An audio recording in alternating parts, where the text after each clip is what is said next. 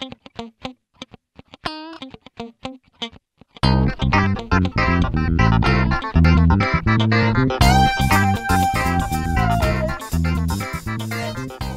muy buenas tardes. Les doy una cordial bienvenida de parte de Microjuris Argentina. Hoy vamos a tener el gusto de escuchar al doctor Chamatrópulos hablando sobre arquitectura de las decisiones y ciencias del comportamiento, sus implicancias para el derecho. Vamos a estar recorriendo, temas como las ciencias del comportamiento, nociones generales, inteligencia artificial y cerebro humano, cronobiología y ciencias del sueño, impacto de todo lo anterior en las distintas ramas del derecho público y privado, impacto de lo abordado en la abogacía y en las funciones jurisdiccional y legislativa. Bueno, Demetrio Alejandro Chamatrópulos es abogado de la Universidad Nacional de Tucumán, magíster en Derecho del Trabajo y Relaciones Laborales Internacionales de UNTREF, tesis aprobada con recomendación de publicación, magíster en Derecho Empresario SADE, tesis calificada como sobresaliente cum laude con recomendación de publicación, doctorado en Derecho de la UBA, culminado con tesis actualmente en elaboración sobre neurociencias, inteligencia artificial y protección del consumidor, y es relator de la Corte Suprema de Justicia de la provincia de Tucumán. Después sigue una lista interminable ha sido profesor de posgrado, grado en muchísimas universidades. Es exdirector del Observatorio Jurisprudencial del Código Civil y Comercial del Colegio de Abogados de San Isidro, autor de varios libros, más de 50 artículos de doctrina en distintas revistas, disertante en congresos, jornadas, ex gerente de contenidos de Thomson Reuters La Ley, ex socio de Chamatrópulos Abogados y Consultores y ex abogado de PricewaterhouseCoopers. Bienvenido, Alejandro, Alejo para los que te conocemos. Muy bienvenido. Bueno, muchísimas gracias, muchas gracias por la invitación. Pero voy admitiendo ahí de paso algunos que están incorporándose ya para darte una mano con eso. Gracias. No, por favor. Bueno, muchas gracias a todos y a todos los que están conectados hoy.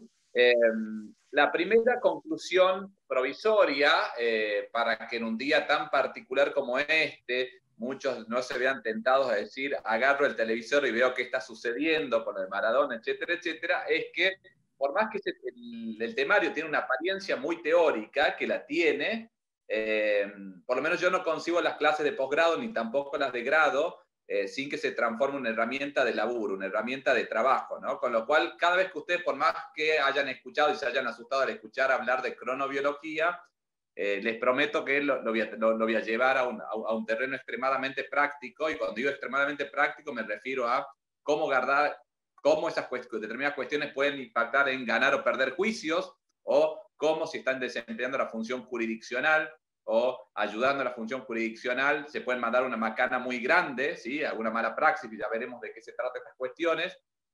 Así que ese es el enfoque que vamos a tratar de llevar adelante, ¿sí? No se asusten con nada de los temas, obviamente algunas tienen un trasfondo teórico necesario, que lo voy a tratar de abreviar y simplificar en grado extremo, utilizando lenguaje claro y de divulgación, para evitar tecnicismos que sean innecesarios para esta reunión, e ir rápidamente a implicancias que puedan tener en distintas materias del derecho público y el derecho privado, ¿sí? Ahí les pasó un temario tentativo y que sirve como aproximación a lo que vamos a ir hablando, y metodológicamente simplemente también advertirles que interrúmpanme con total confianza, planteen dudas, comentarios mientras voy hablando, no hay problema. Afortunadamente tengo buena memoria, con lo cual voy a acordarme del lugar que abandoné si es que nos vamos 5 o 10 minutos de tema, ¿sí? Por otro lado, metodológicamente también opté por evitar PowerPoint, más que nada para tratar de buscar algún grado de cercanía que la pantalla nos impide un poquito, ¿sí? Sin perjuicio que después les voy a mandar algún material complementario para aquellos que lo requieran. Y en este momento les dejo escrito en el chat mi mail y todos. Mi mail y mi WhatsApp. También me pueden contactar con total confianza, porque ya les voy a contar que, hablando de neurociencias, a ver, esperemos un segundito, anoto el celular, 6532 4327. WhatsApp. Listo. Con total confianza, todos aquellos que no logren preguntar hoy, no se animen o no se les ocurra preguntar hoy, pero les aparezcan dudas en los próximos días, quedo abierto a cualquier planteo que haya al respecto, ¿sí? ¿Esto por qué? Porque hay algo que está relacionado con la memoria que podríamos llamar estricta, ¿sí? La memoria semántica, que hay estudios que muestran que las cosas no duran en la cabeza más de 15, 20 segundos, ¿sí? Son esas típicas situaciones en las cuales uno se acuerda algún dato, ¿sí? Por ejemplo, algo que tienen que hacer sí o sí en el día, por ejemplo, y vieron que a veces se olvidan, si no lo anotan, se olvidan.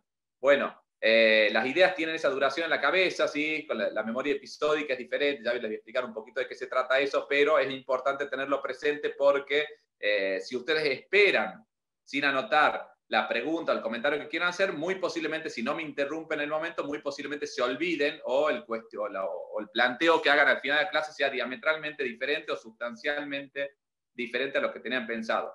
Seguramente les pasó, o por lo menos a mí me pasaba mucho, cuando uno tenía alguna pregunta genuina que le inquietaba y que quería que le responda el disertante, a veces cuando se esperaba al final, llega el momento final de las preguntas, ¿no? Y uno la pensó y la pensó tanto la pregunta y se fue distorsionando la pregunta y el recuerdo de la inquietud inicial, y eso hace que después cuando preguntemos cualquier cosa que no estaba relacionada con nuestra inquietud inicial, ¿no? Todo eso simplemente para convencerlos de que me vayan interrumpiendo y que es más sano que lo lleven adelante de esa manera, ¿sí?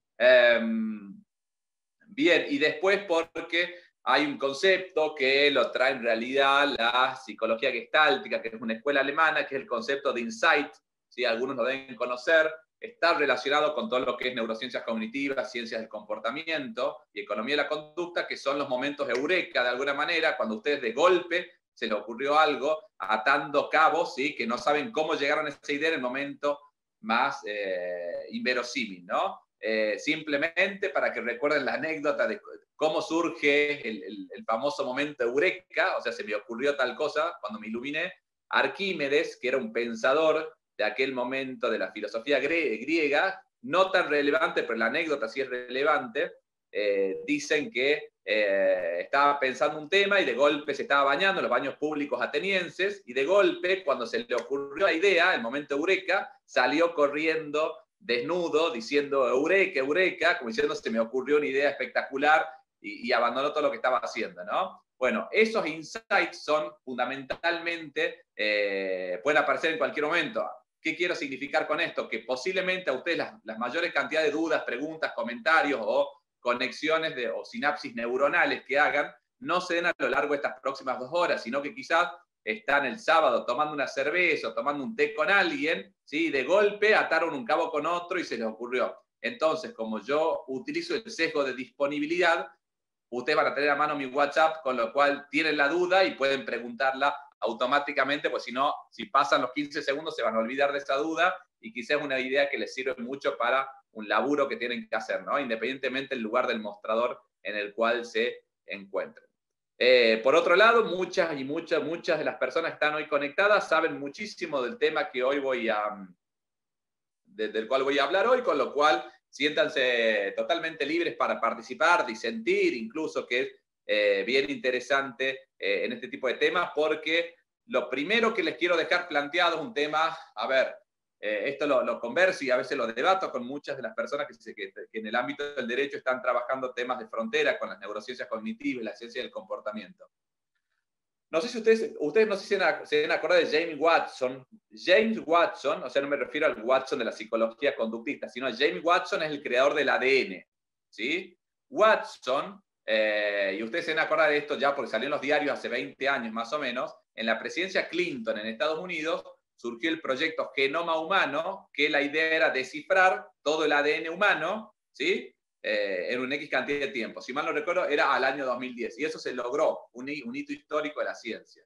Esto, que parece que no tiene nada que ver con lo que yo les voy a señalar, en la administración Obama hubo otro proyecto de alcance similar y una vez que vieron lo importante y los logros que se habían producido con el proyecto Genoma Humano, que es el proyecto BRAIN, el proyecto Cerebro, ¿sí? Que lo que busca es al año 2030 descifrar un mapa completo del funcionamiento del cerebro humano, ¿sí?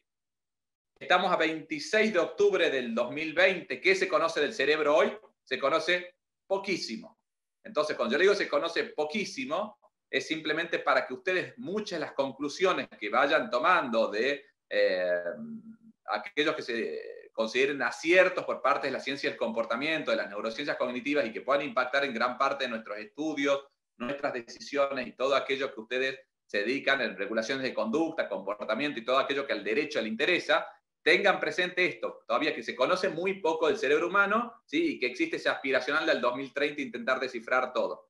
Por ejemplo, una de las mayores ignorancias, si me permite la palabra, que se tiene es qué sucede con el cerebro mientras duerme, qué pasa con las personas mientras dormimos. Algunos apuntes y algunas cuestiones daremos enseguida sobre cómo impacta eso en nuestra vida diaria, en nuestras decisiones, en nuestros contratos, en nuestras obligaciones, en nuestro comportamiento, etcétera, etcétera. ¿Sí?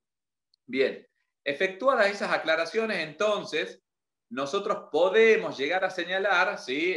Ahí lo veo conectado Waldo Sobrino, la otra vez había tenido la ocasión de, Waldo, ¿qué tal? De escucharlo también un rato en una clase que dio Fernando Gina también, con lo cual seguramente sintetizaron en parte por lo menos todo lo que es el pensamiento de Daniel Kahneman, los sistemas 1 y 2, ¿sí? Con lo cual tengo la gran ventaja de no tener que detenerme en algo tan introductorio. Simplemente voy a hacer una reseña muy, muy cortita, que es, las personas tenemos hoy en día, ¿sí? Universalmente a lo largo de los tiempos, esto es algo universal, con lo cual aplica a todas las personas de cualquier tiempo, no depende de cuán inteligentes o cuán instruidas sean, dos maneras de decidir, ¿sí? Que esto es algo que en realidad se sabía desde siempre, desde los primeros filósofos, desde Pitágoras para acá, se sabía la dualidad, emoción versus razón. Aristóteles tiene incluso trabajos muy, muy importantes al respecto. Después todos los grandes pensadores que ustedes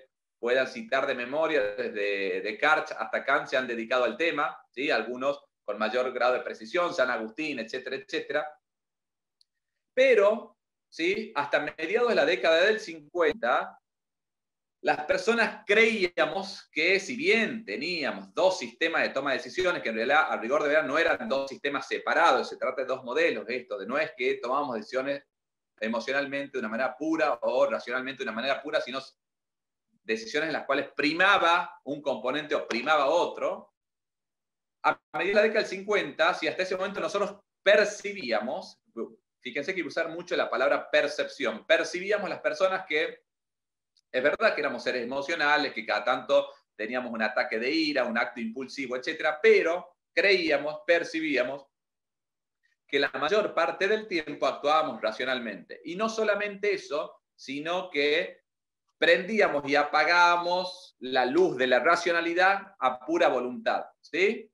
Quiero hacer tal cosa, no quiero hacer tal cosa. Si soy una persona que entreno mi voluntad, lo voy a poder lograr, ¿sí? Si lo llevamos a un ejemplo actual y muy burdo, uno creería, o hasta mediados de los 50, creíamos que si yo decía empiezo la dieta el lunes, empezaba la dieta el lunes. Si yo decía empiezo el gimnasio el lunes, lo empezaba. Ahora bien, si yo hago un estudio de campo con todas las personas conectadas acá, incluyendo yo mismo para no ser cruel, obviamente eso que te parece tan fácil, ese interruptor de luz que prende y apaga la voluntariedad, ¿sí? No parece tan claro, ¿no? Estamos evidenciando serios problemas. Entonces, Daniel Kahneman y Amos Tversky, y dos pensadores, investigadores israelíes, psicólogos, el gran hito que se produce, y por eso se ha empezado a hablar de economía de la conducta, es que contrariamente a lo que creíamos, ¿sí? Pasa al revés. No es que la mayor parte del día actuamos racionalmente y un poquito irracionalmente y que lo manejamos a pura voluntad, con lo cual si fuese así estaríamos en un grandísimo escenario, sino que la gran mayoría, eso es nuestra percepción. La realidad, si es que nos hacen un seguimiento, un monitoreo desde afuera, incluso nuestros amigos, familiares, etcétera, van a ver que gran parte de nuestra actuación es con piloto automático, bajo un sistema de hábitos, etcétera, etcétera. Y que lo que decide qué actos llevamos con el sistema 1 y con el sistema 2 no es precisamente la voluntariedad poquísimo incide en esto, sino cuán familiar me sea el entorno y la experiencia. ¿Qué quiere decir esto? Que cuando yo me encuentro por primera vez ante una situación, generalmente actúo o hay una tendencia a actuar con el sistema 2, el sistema analítico, racional, etc. Pero cuando yo me voy familiarizando con el entorno, con la experiencia, etc., me confío, subestimo la situación y pasa a actuar el sistema automático, ¿sí? A ver, lo voy a intentar usar con un ejemplo muy práctico. mis dos grandes hitos, muchos de ustedes saben, yo estuve los últimos 15 años en Buenos Aires y hace 1 año y medio me volví a mi provincia, Tucumán, con lo cual una de las cosas que gané ahora es pronunciar menos las S que antes, con lo cual aquellos que les encante la pronunciación perfecta, lamento decirles que en la República Separatista de Tucumán nos comemos mucho las S, entonces se hace un poquito complicado y eso se potenció en mi reenamoramiento de mi provincia, ¿no? Ahora bien, mis dos grandes hitos en Tucumán, de los cuales más orgulloso estoy, es uno, aprendí a hacer asados el año pasado, dignos, no me refiero, no buenos, pero sí dignos, y el segundo, como en San Luis, dice Carissa, sí, como en San Luis y en varias provincias también. De hecho, una de las cosas que más incómoda me ponía cuando estaba en Buenos Aires era cuando yo vivía en la avenida Las Heras, ¿no? Entonces, pronunciar avenida Las Heras, o sea, las dos S, las y eras, era muy complicado a mí, decía las eras, ¿sí? Era como un suspiro la S.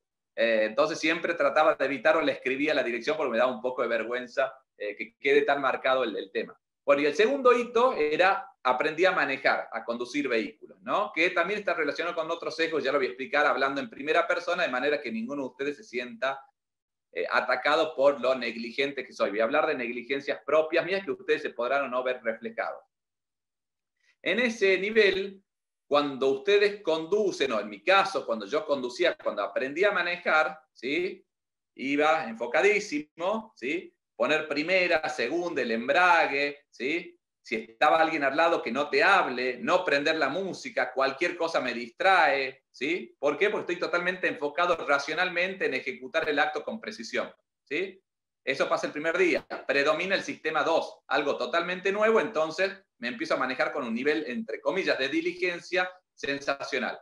Que ya les voy a contar que hay un estudio muy divertido que muestra que los conductores principiantes, contrariamente a lo que se cree, ¿sí? No les digo el que maneja del día 1, pero ya cuando tienen 2 o 3 meses de práctica, manejan mucho mejor y tienen niveles de diligencia mucho mayores que los conductores experimentados, ¿sí? Eso tiene un impacto enorme en materia de accidentes de tránsito y en daños, y que es algo que no se suele trabajar así en los juicios de daño.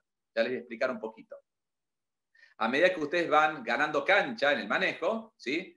Ponen música, van charlando, van cebando mate, cuando se confían dicen, bueno, voy a juntarme la comida y tal, tomo un par de copas de vino porque, bueno, ya, etcétera, no hay mucho tránsito, etcétera. Se empiezan a confiar y empieza a actuar su yo automático, su sistema 2. Se va, de alguna manera, automatizando la conducta, ¿sí? O sea, lo empiezan haciendo con un sistema 1 y luego con un sistema 2 y pasa a un sistema 1. ¿Qué quiere decir esto? Como segunda conclusión provisoria, que no se trata que un acto o una decisión que yo tomaba bajo un sistema puede pasar al otro sistema y viceversa. Algo que yo hacía intuitivamente lo puedo llevar a un terreno, entre comillas, racional, y algo que yo hacía bajo un esquema racional inicialmente lo puedo llevar a piloto automático, ¿sí? Hasta ahí, si es que no se llegue a entender, me preguntan, posiblemente yo no me sepa explicar bien en algún tema, así que lo repito de mil amores. Igualmente, si se corta la conexión, esas cosas me interrumpen, me dicen y recapitulo. Bien, entonces, sobre ese esquema tenemos que los dos sistemas no son puros, que yo puedo pasar de uno a otro, que esto que en la teoría es tan fácil de decir sistema 1 y sistema 2, nunca es fácil de determinar, sino simplemente hay características que hacen primar en un esquema y en el otro. Y esto incluso se da, como ustedes bien saben y ya lo van viendo, con la práctica. ¿Sí? La práctica, la experiencia va logrando que yo automatice determinadas situaciones. Que automatizar está genial. Ya voy a explicar los beneficios de automatizar, pero tiene una serie de riesgos. Entre las ventajas, por ejemplo, les puedo hablar de, no sé si hay acá algún hincha de San Lorenzo, de Almagro, a los que les gusta el fútbol, y si la memoria no me falla, porque los recuerdos se distorsionan, esa es una de las consecuencias también de las neurociencias y que impactan el derecho, ya les voy a contar al respecto. Algunos se deben acordar de un goleador histórico que tuvo San Lorenzo en los 90 que se llamaba Alberto Federico Acosta, el Beto Acosta. Bueno, el Beto Acosta era un goleador, un delantero despiadado que metió 300 goles, ¿sí? Entonces, en una de esas notas que hacían en los programas, vieron que en el deporte, una de las cosas más lindas es escuchar a un deportista sin cassette, ¿no? Que de hecho hay un programa que había, no sé si sigue emitiendo, llamado Sin Cassette, con lo cual hablaban de, a ver, sin el cassette, valga la redundancia, creo que es muy gráfico el término. Entonces Acosta le pregunta en el momento, che, ¿cómo hacías para, de alguna manera, primerear, ¿sí? O anticipar un movimiento y ganar un tiempo más para quedar bien perfilado y patear al arco y que sea rápido? Y él responde con una simpleza que desde el punto de vista de la ciencia del comportamiento es genial, que cuando jugaba de local, él recibía la pelota de espaldas en la media luna. Por ejemplo, la media luna, para los que no son muy futboleros, es a 20 metros del arco, más o menos 15 metros, ¿sí? Cerca del arco. Si uno patea fuerte, hay posibilidades de meter un gol. Y que él, cuando la recibía de espaldas, marcado por jugadores, con lo cual con poco margen de maniobra, miraba de reojo y si veía una imagen de un cartel verde, sabía que el cartel verde era el cartel de Sprite, y si estaba el cartel de Sprite, él sabía que se daba vuelta y pateaba porque quería decir que estaba ubicado de una manera determinada en la cancha y que de esa manera generalmente la dirección de la pelota iba al arco seguro, con lo cual se preocupaba por recibir, mirotear el cartel verde, si estaba más o menos en una ubicación que intuitivamente le decía que sí, se daba vuelta y pateaba fuerte al arco. O sea, evitaba acudir a otro tipo de cálculos. Obviamente esa milésima de segundo era lo que le permitía anticipar el movimiento del rival, ¿no? Y Acosta metió 300 goles. Entonces, fíjense que eso es a fuerza de repetición. ¿Por qué le sucedía eso? Precisamente porque cuando jugaba de local, entrenaba en la cancha esa y lo hizo tantas veces que conocía de memoria determinados aspectos. ¿Qué quería suceder? Obviamente, si a alguien le cambiaba el cartel de Sprite, ¿sí? Se le complicaba ese aprendizaje.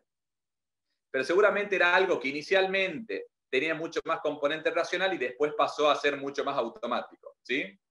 Y esto, en cualquier deporte, ustedes van a ver que las grandes ventajas y lo que se entrena hoy es automatizar movimientos. Con lo cual, el automatismo es espectacular para determinadas cuestiones, ¿sí? No tenemos que caer en el hecho de somos un desastre porque nos movemos automáticamente todo el día, sino todo lo contrario, un sistema muy, muy eficiente, y algo que no se suele decir mucho es que otra ventaja que tiene ese sistema 1, esto va a ser un poquito de elogio del sistema 1, del sistema irreflexivo, del sistema medio atorrante que tenemos de toma de decisiones, es que si el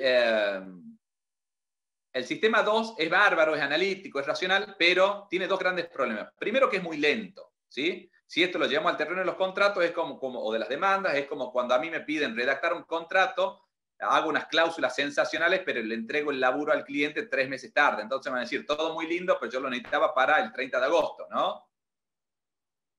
El sistema 1, por el contrario, permite tomar decisiones medianamente rápidas porque usa poca información disponible. En cambio, el sistema 2 usa mucha información disponible o intenta agotar toda la que se puede. Y el segundo tema está relacionado con lo primero y después se va a relacionar con cronobiología, que es que el nivel de energía que insume el sistema 2, el sistema racional, es un Torino. Para aquellos que les gustan los autos, es un Torino, un Ford Falcon, ¿sí? Come nafta como loco. En cambio, el sistema 1, ágil, rápido, piloto automático, es un scooter, ¿sí?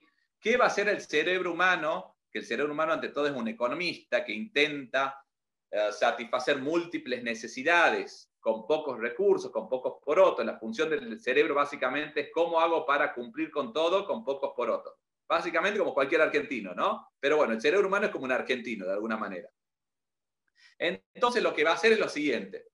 Dice, bueno, trato de gastar los porotos en aquellas necesidades que no queda otro que sean racionales. Y en todo aquello que yo vea pinta, que va a haber mucho automatismo, que va a ser mucho piloto automático, lo derivo al sistema 1, ¿sí?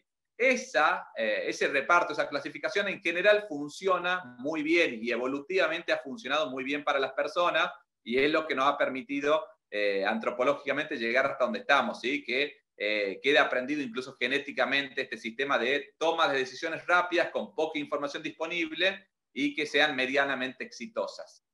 Hagan de cuenta que el sistema racional estudia para 10 y el sistema 1 estudia para un 4, un 6, etc. ¿Sí? Y apunta a un esquema de, vieron como cuando uno en la facultad decía, este año prefiero meter muchas materias con una nota aceptable antes que aprobar 2 materias con un 9 o con un 10, ¿no? Bueno, hagan de cuenta que el sistema 1 se refiere a este último esquema que yo les decía. Toma decisiones de resultados razonablemente buenos, con poca información disponible y, sobre todo, con un entorno de incertidumbre y, a su vez, con poca energía. Eso es especialmente atractivo para el cerebro y es eso lo que hace que ustedes tengan una tendencia a usar el sistema 1, por más que voluntariamente quieran usar el sistema 2. Porque el sistema 2 le va a decir, ojo, esto que querés hacer lo podrías hacer con el 1 porque gasta menos energía y de algún modo no están habilitadas las consecuencias, las condiciones para que se dé el sistema 2. El sistema 2 es el racional, recuerden, y el 1 es el intuitivo. Sobre esa base, entonces, de lo que les cuento, un ejemplo muy trillado, lo habrán dado, pero para aquellos que son nuevos, eso es la diferencia entre la vida y la muerte, porque si yo estoy en la selva, ¿sí?, y veo moverse las hojas, el sistema 1 me dice, salí disparando, ¿sí? ¿Por qué? Porque si mi sistema 2 analítico, racional, dice, a ver si es una liebre o un león, me comió el león. Capaz que era una liebre, pero si era un león, me comió, ¿sí? Entonces, el escenario es salgo corriendo y de última, mi costo, mi riesgo va a ser que quise ser una liebre y salí corriendo innecesariamente, pero en general funciona bastante bien y es la diferencia entre la vida y la muerte. Y por eso hemos llegado evolutivamente hasta el momento que estamos hoy. Correlativamente no hay nada peor, por lo menos para mí, que decisiones que suelen ser de sistema 1 y que compartimos que sean sistema 1, como por ejemplo juntarnos a comer algo en un bar de mediodía de menú ejecutivo con un amigo, un compañero, que solemos tener poco tiempo y el amigo compañero empieza a preguntarle al mozo, a la moza, ¿qué tiene esto? ¿Qué no tiene? ¿Va con tal cosa? ¿Va con tal otra? Empiezan a ver el menú de atrás para adelante, adelante para atrás, y vos con tu ansiedad llega un momento que le decís, ¿no querés elegir tal cosa y le marcás en el menú tal tema? ¿No? O sea, usar el sistema 2, analítico y racional, para determinados actos no esenciales, también tiene sus riesgos, ¿sí? Entonces, eso es el esquema de hoy. Y el cerebro, para detectar qué va al sistema 1 o al 2, básicamente es la familiaridad del entorno, de la experiencia. Si es algo que ya lo vivió y varias veces, va a decir, lo mandemos al sistema 1, piloto automático. Si es que es algo totalmente novedoso, va a decir, ojo, alerta, paremos la pelota y vemos cómo resolvemos en esta situación, ¿sí? Palabras más, palabras menos, por ahí viene la cosa. Entonces, otra cuestión que es muy poco abordada y que se relaciona estrictamente con esto todavía no es derecho, pero incide fuertemente en decisiones y en comportamiento y por lo tanto va a estar lleno de consecuencias jurídicas que vamos a mencionar a lo largo de esta clase, es que esos sistemas 1 y 2, ¿sí?, por más que yo tenga decisiones en las cuales predomine un sistema o en otro, hay un tema muy poco estudiado incluso desde las neurociencias, que es una de las variantes de la biología, la cronobiología, que lo que termina concluyendo es que, por ejemplo, acá lo veo a mi amigo Diego Duprat, que Diego Duprat tomando decisiones a las 9 de la mañana no es el mismo que Diego Duprat tomando decisiones a las 14 horas, a las 19 o a las 21, ¿sí? Y que lo que perfectamente hace bajo sistema 2 a la mañana, posiblemente el mismo acto a la noche lo haga bajo sistema 1, ¿sí? O sea, hay una dinámica y una conexión entre el 1 y el 2 muy difícil y que no es tan estanco como uno lo suele presentar o lo ve en los libros, ¿sí? Y eso está incidido por lo que se denomina cronobiología. La cronobiología se refiere a los estudios de lo que se denomina los ritmos circadianos, ¿sí?, el reloj biológico de la persona, que está estrictamente relacionado con, hay momentos óptimos del día en los cuales el cuerpo pide tal cosa, pide dormir, pide comer, etc., ¿sí? Necesidades fisiológicas y horas del día, ¿sí? Y cuando yo lo sigo, a ese reloj biológico, la cosa funciona mucho mejor que cuando no le doy bolilla. Y que incluso la percepción del paso del tiempo en ese reloj biológico es bastante parecida a la del tiempo cronológico. Por eso es que ustedes, aun cuando no tengan un reloj, ¿sí?, detectando esas señales internas, pueden adivinar con algún grado de precisión la hora, ¿sí? O sea, por ejemplo, ahora son las 18:34. Posiblemente si ustedes le digan la hora de memoria y estuvieron todo el día sin reloj o trabajando muy abstraídos, ¿sí?, ustedes van a decir, van a mirar, por ejemplo, la luz del día sin mirar la puesta del sol ni nada, ninguna señal de esa, y se van a dar cuenta, por ejemplo, y van a decir, quizá son las 6 de la tarde o las 7 de la tarde en base a esas señales internas. O sea, el ritmo biológico va acompañando bastante al ritmo cronológico, digamos, al del reloj externo. En base a eso, ¿sí?, ustedes van a tener, por ejemplo, como conductas que yo las hacía con sistema 2 y 1 van a ir cambiando, fundamentalmente por lo que yo les señalaba antes de la labor de management, o sea, de administración que cumple el cerebro sobre la conducta y las decisiones. El cerebro básicamente arranca el día y le dicen, por ejemplo, esta va a ser tu mensualidad, ¿no? O esta va a ser la nafta que vas a tener para el día, ¿sí? A la mañana obviamente va a estar cargado el tanque, con lo cual hay bastante margen todavía para que nos demos el lujo de usar el sistema 2 analítico racional para determinadas decisiones. Pero a medida que va pasando el día, ¿sí? Y se va gastando esa energía, el cerebro empieza a tensionar para que la persona empiece a tomar decisiones bajo el sistema 1. ¿Por qué? Porque se va agotando la nafta del tanque. Entonces eso hace que el cerebro diga, hay que empezar a ahorrar. Esto hagan de cuenta que es como en una familia, del día 1 al 10, vamos a morfar afuera, etcétera, etcétera. Día 27, 28, arroz con cuartirolo porque se está complicando, ¿no? Es como que empezamos a administrar los porotos al final cuando vemos que queda poquito, ¿sí? Entonces eso genera que las decisiones de la mañana muy posiblemente tengan un mayor componente analítico que una decisión a las 9 de la noche, y que la misma decisión o acto de alimentación, por ejemplo, les debe pasar a ustedes que el desayuno lo hacen mucho mejor que la comida de la cena en un momento de mucho estrés laboral. Básicamente pueden arrancar con un café con leche, con hileret y tostadas y casa en crema a la mañana, ¿sí? Queriéndose cuidar, y a la noche, después de estar laburando en el estudio, en la justicia, donde estén dando clases, lo que fuese, ¿sí? Le dicen a su pareja o a su familia, che, pedimos unas pizzas o unas empanadas, ¿sí? Con lo cual, fíjense que la decisión de alimentación está influida por un sistema u otro dependiendo la hora del día y el momento y la energía que yo tenga. Entonces eso genera que Duprat, Chamatrópulos o Irene o quien sea, no sea la misma persona a la mañana, al mediodía o a la noche, ¿sí? Y ustedes van a decir, ¿esto tiene relación con el cerebro y con el derecho? Con el derecho, sí.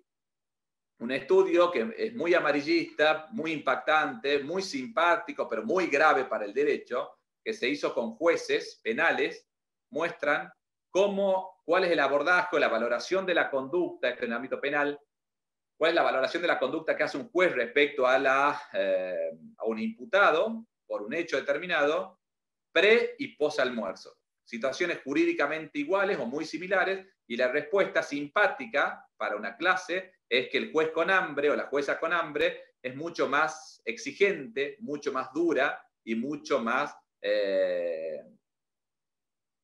cae mucho más fuerte con el castigo respecto al imputado. Y después de almorzar, ¿sí? Se pone mucho más empática, ¿sí? Castiga a la baja y mucho más comprensiva con la conducta del imputado. Esto sería para reírse como un chascarrillo a las 6:37, pero si ustedes son el imputado o la imputada penal, imagínense qué grave, o los abogados o abogadas que tienen que patrocinar en esa situación, o los jueces o juezas o los funcionarios, qué grave que la decisión jurídica, ¿sí? Esté influida por un factor invisible que esté relacionado por el hecho de que el juez o la jueza comió o no comió, almorzó o no almorzó, ¿sí? Las causales de arbitrariedad, ¿sí? No solamente son jurídicas en base a la teoría de la ciencia del comportamiento, sino que se pueden relacionar con estados del arte que influyen en decisiones, que influyen en comportamientos y que no los tenemos presentes, los tenemos invisibilizados. Bueno, ahí tiene un excelente ejemplo de cómo, ¿sí? Una necesidad fisiológica, la alimentación, y un aporte típico de la cronobiología nos lleva a que la persona pueda tener un trato más favorable o menos favorable, penalmente hablando, nada más ni nada menos que en penal, en la cual puede haber pena privativa de la libertad, en una situación de almuerzo o no almuerzo del juez o de la jueza, ¿sí? Otro efecto muy importante, yendo a comportamientos con impacto fuerte en lo jurídico, está relacionado con los frenos inhibitorios que tiene la conducta de la persona y que se van diluyendo a medida que va pasando el tiempo, pero no por el hecho del paso del tiempo, sino fundamentalmente por la energía que se va acabando. Entonces, de alguna manera, el cerebro empieza a hilar finito y decir, bueno, eso que yo te atajaba, que no hagas tal cosa, bueno, dejo vía libre, ¿sí? Como eso de la empanada o el delivery que hablamos antes. Eso es simpático cuando digo pido empanadas o pido pizza en vez de hacerme una ensalada, ¿no? Pero también hay estudios que muestran cómo hay un correlato, una correlación entre los niveles de violencia en general y violencia familiar en particular a medida que van pasando las horas del día. Básicamente, la gran mayoría de los actos de violencia, ¿sí? Sobre todo intrafamiliar, se dan, ¿sí? De las 6, 7 de la tarde en adelante. y está muy relacionado también con el nivel de cansancio, con el nivel de irritabilidad, con la falta de sueño, etcétera, etcétera, que genera que ciertos inhibidores de la conducta de la persona no aparezcan, lisa y llanamente.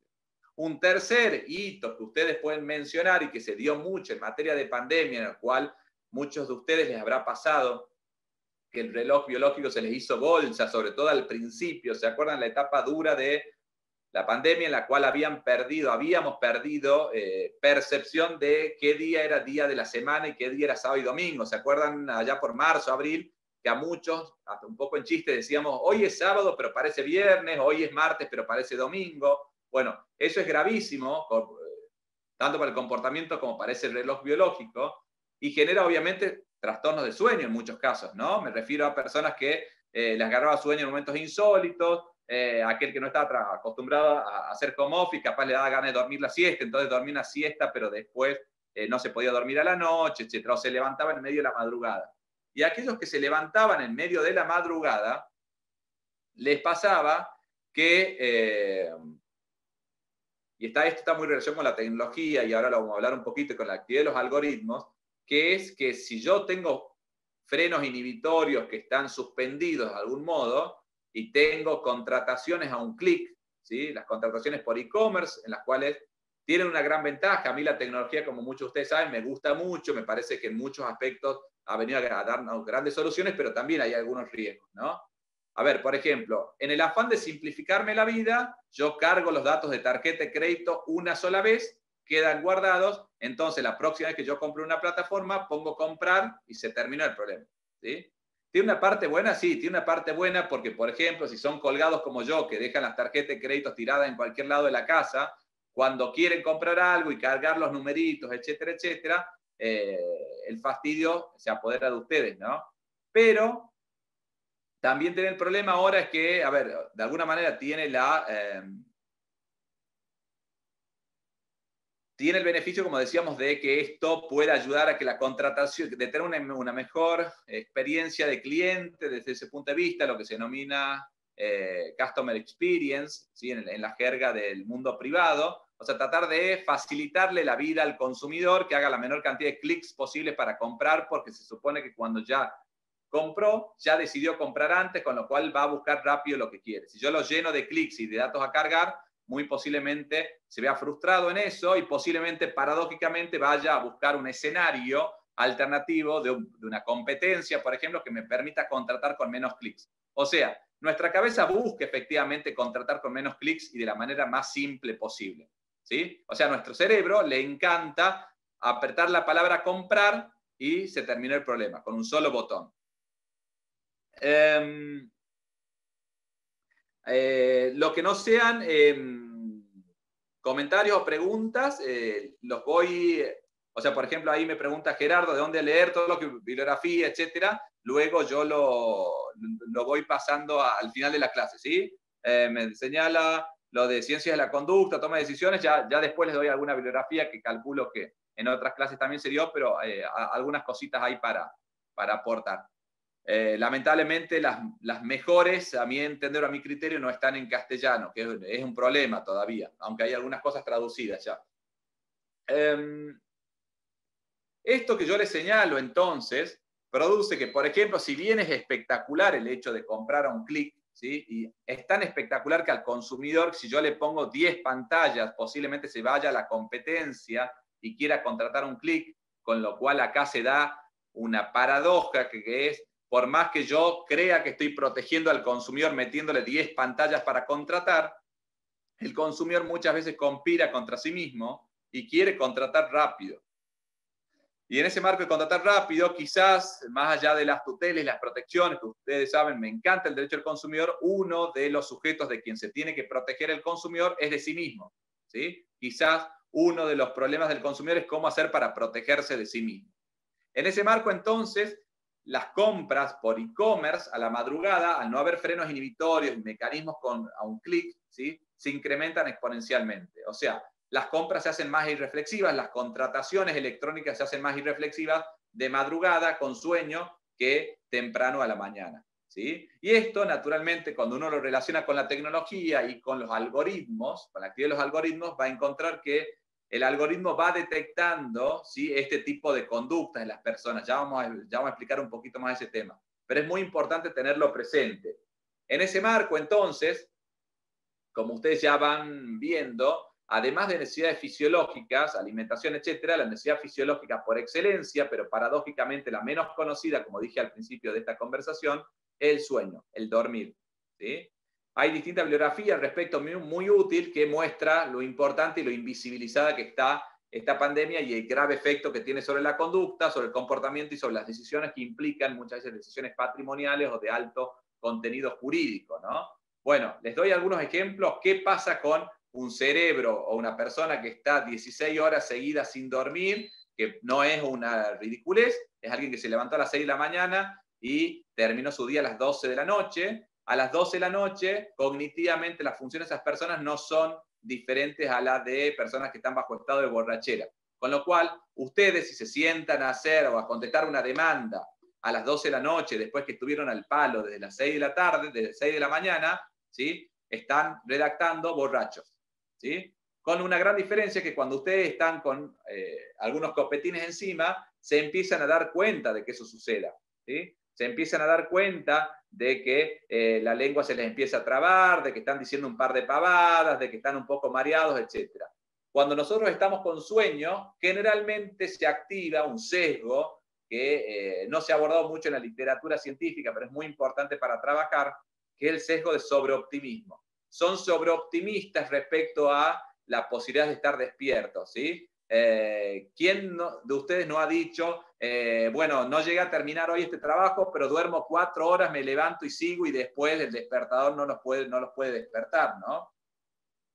O cuando van manejando en la ruta, aguanto un poquito más, 50 o 100 kilómetros más, y de golpe les puede pasar que empiezan a cabecear y a dormirse al volante con las condiciones, las consecuencias nefastas que tienen para el sistema de incidentes viales, ¿no? Bueno, culturalmente no estamos acostumbrados a tener presente de que el sueño genera grandísimos problemas en la conducta, en las decisiones y en los comportamientos. Y el derecho obviamente no le da bolilla a esto y se pueden producir problemas de muchísima significancia, ¿no? Entonces, ese cerebro o esa persona mal dormida en una verdadera pandemia que estamos viviendo invisibilizada, tiene un problema que culturalmente la ninguneamos, ¿sí? De hecho, elogiamos y admiramos a aquellas personas que dicen dormí 4 o 5 horas, me tomé un vuelo a las 5 de la mañana, volví desde tal lugar a las 8 de la noche y después me fui a una cena o lo que fuese. En ese marco, entonces, aparecen problemas de mucha relevancia que decimos, elogiamos al ejecutivo, la ejecutiva que hace de todos con muy poco descanso, aquella persona que vive en un avión cambiando usos horarios, el jet lag destroza el reloj biológico y por lo tanto altera sensiblemente nuestra conducta. ¿Y eso qué quiere decir? Que jurídicamente, si yo tendría una sociedad, por ejemplo, y el directorio o el director o la CEO o el CEO de la compañía, yo lo someto a ese esquema, gran parte de las decisiones que tome ese CEO o esa CEO serían notoriamente erradas por el hecho de que, por más instruida que esté la persona, no estarían dadas las condiciones básicas a nivel supervivencia para que el esquema de decisiones y la reflexión que tienen que tener determinadas decisiones, por ejemplo, en un deal, en un due diligence, en la compraventa de acciones de una compañía, la elección de vender, no vender, el timing, etcétera, etcétera, ¿no? Bueno, eso no se lo suele ver, incluso solemos premiar en las compañías a aquellas personas que llevan adelante esas tareas medio monumentales, admirándolas, y es un gran problema que está trayendo y que muestran las ciencias del sueño al respecto, ¿sí? Bien. Entonces, ustedes ven ahí ya que en materia de cronobiología y ciencia del sueño hay un montón de efectos jurídicos que se van a dar.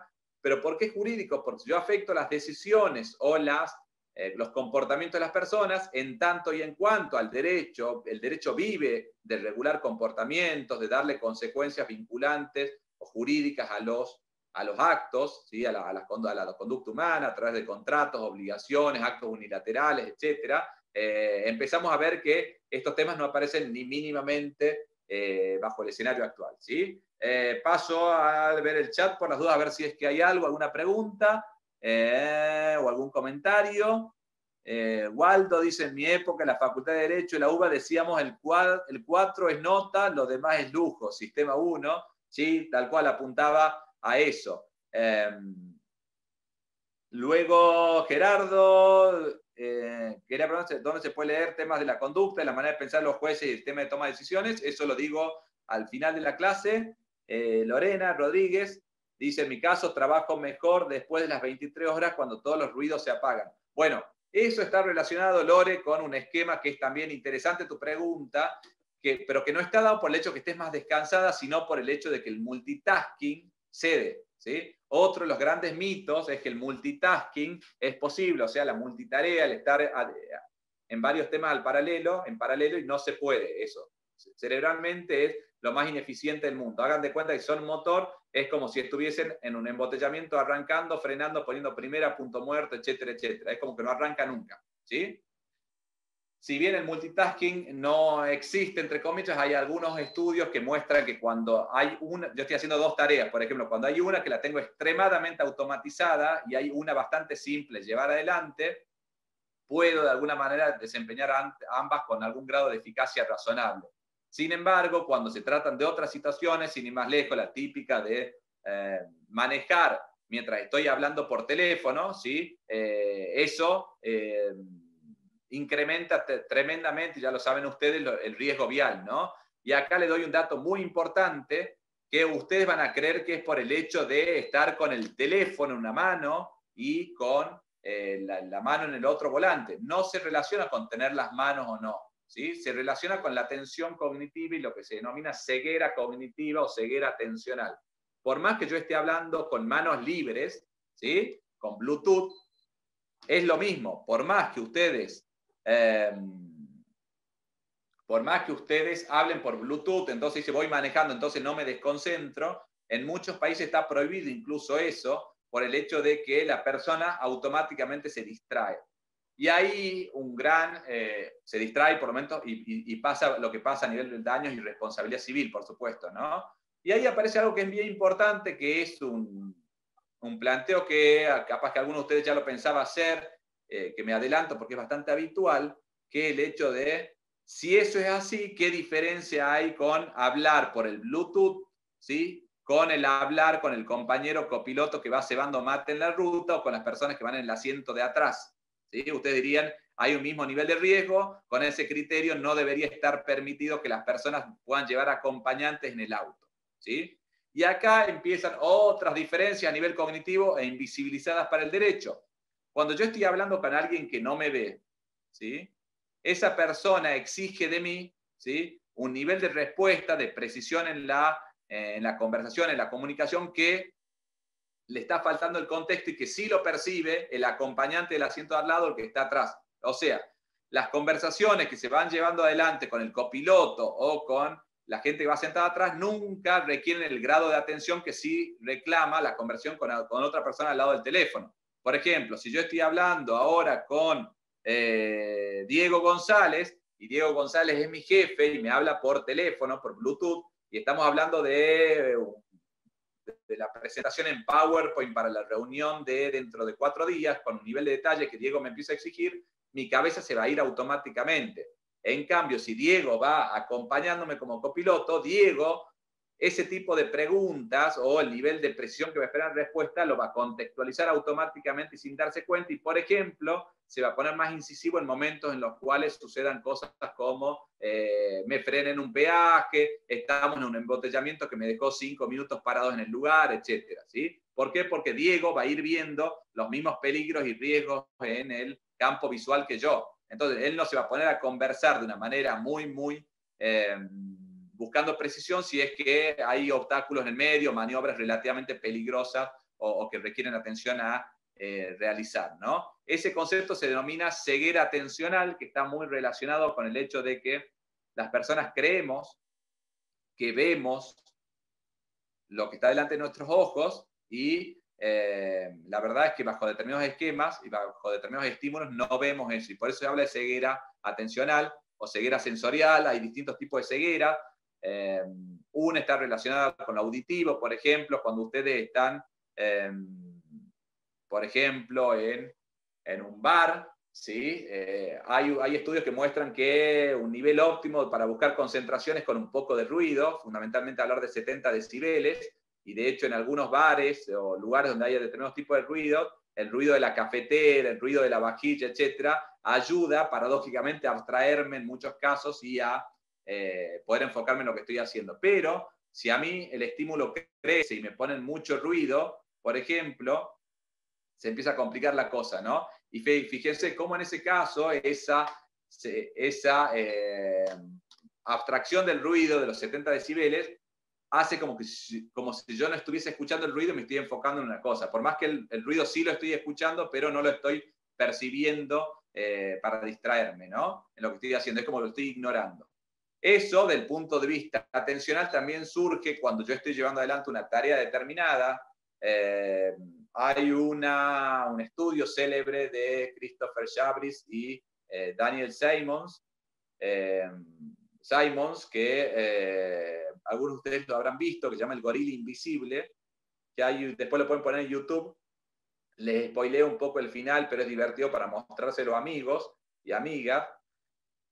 A ustedes le dan una indicación de contar los pases que se van a dar con la pelota, los pases que se van con la pelota de básquet, personas que están con remera blanca, por ejemplo, ustedes tienen esa instrucción, empiezan a contar los pases de la persona y a partir de ahí aparece en un momento un gorila, ¿sí? Una persona vestida de gorila, muy visible, que hasta se para a hacernos burlas y se golpea el pecho para que lo veamos, y luego cuando deja de pasar, termina el video y se le pregunta a las personas que se les dio la instrucción de contar pases si vieron al gorila, ¿sí? Y el 45% de las personas no ven al gorila, ¿sí? Literalmente no lo ven por más que pasó delante de los ojos de la persona, ¿sí? Este estudio dio esos porcentajes y se lo repitió bajo determinados contextos y en distintos países y siempre da porcentajes similares. ¿Qué enseñanza nos da para el lado del derecho? Que si ustedes están, por ejemplo, contratando en el entorno digital o bajo cualquier esquema, ¿sí? Pueden aplicar la del mago de resaltar una cosa y esconder otra por más que esté visible, ¿sí? En un diseño web, por ejemplo, ustedes podrían hacer pasar un gorila, que podría ser contenido vinculante, perjudicial para la empresa, por ejemplo, y distraer al consumidor, por ejemplo, con contenido agradable, ¿sí? Y después el consumidor en teoría no podría decir, no me lo mostraron, porque yo sí le mostré el contenido, lo que sucede es que utilicé una suerte de ilusiones, ¿sí? Que explotan la ceguera cognitiva de las personas para mostrarle las cosas sin que la persona vea, ¿sí? Entonces, contenido que no me conviene aparece escondido. Esto se vincula mucho con una problemática no tratada y que es interesante, que es lo que se denomina visual contracts, o sea, contratos visuales, en los cuales hay una tendencia a lo que se denomina hoy legal design, que es el hecho de utilizar, por ejemplo, croquis, infogramas, infografías, cuadros sinópticos, mapas conceptuales, etcétera, etcétera, dibujitos, etcétera, para explicar contenidos contractuales. Es una tendencia muy común en el mundo anglosajón. Ahora bien, si yo puedo empezar a jugar con el diseño y con los dibujos, por ejemplo, naturalmente yo podría resaltar algo y dejar algo en segundo plano, por más que formalmente ambas cosas estén en el papel o en la pantalla, etc. ¿Sí? Esto es muy parecido a lo que sucede con aquellas películas en las cuales cuando hacen un volver para atrás, hay un misterio a develar, por ejemplo, y vuelven a una escena que pasó hace 40 minutos y muestran, por ejemplo, que el culpable era tal porque sucedió tal cosa. Y nosotros, mientras veíamos la película, no vimos en ningún momento ni le prestamos atención a ese detalle porque estábamos concentrados haciendo otra cosa. Estábamos concentrados contando pases mientras el gorila invisible pasaba por delante, ¿sí? Hasta ahí vamos bien, se va entendiendo todo. ¿Algo para preguntar? Gerardo dice, advierto que lo racional, lo más pensante, los trabajos más meditados se deben hacer por la mañana y que habría que evitar perder el tiempo contestando mensajes o mails en ese momento, dejando esa actividad para más tarde. Bueno, lo que dice Gerardo es muy útil, aplica a las generales de la ley, ¿sí? Y hay algunas distinciones a hacer, que es lo que suele denominarse en lo que es la cronobiología, en la jerga, la distinción entre alondras y búhos, personas que suelen funcionar mucho mejor de mañana, personas que tienen un poco más de resto físico para funcionar de noche. Esto lo habrán hecho muy gráfico en la facultad, cuando tenían personas que estudiaban de día, en mi caso yo no podía estudiar de noche, y otros estudiaban solamente de noche, ¿sí? Como el caso de Lorena, que decía, es mi momento del día en el cual menos me distraigo. Entonces, con respecto a eso, a esa pregunta de Lorena, que la había dejado sin redondear, lo que sucedía ahí no es que ella está más despierta, y sino que hay menos estímulos que la distraen, ¿sí? Pero posiblemente, si es que no existieran esos estímulos a otro momento del día más favorable a ella, su rendimiento sería mayor aún. Lo que sucede ahí es que se compensa la falta de distracciones con que le permiten rendir aún estando con sueño a altas horas de la noche, ¿no? Contrariamente, eso si yo lo llevo a otro momento del día, ¿sí? Las distracciones obviamente también influyen en el nivel de atención que le pongo a una tarea, por esto del multitasking de lo cual hablábamos. Y con respecto a lo de Gerardo, efectivamente, más allá de lo de alondras y búhos, lo cierto es que sí, un esquema razonable implica que las tareas más difíciles del día, las más complicadas, a las que necesitan mayor precisión, se hagan cuando estoy con más energía, ¿sí? Y cuando me refiero a esto, pienso en el día de trabajo del abogado, de la abogada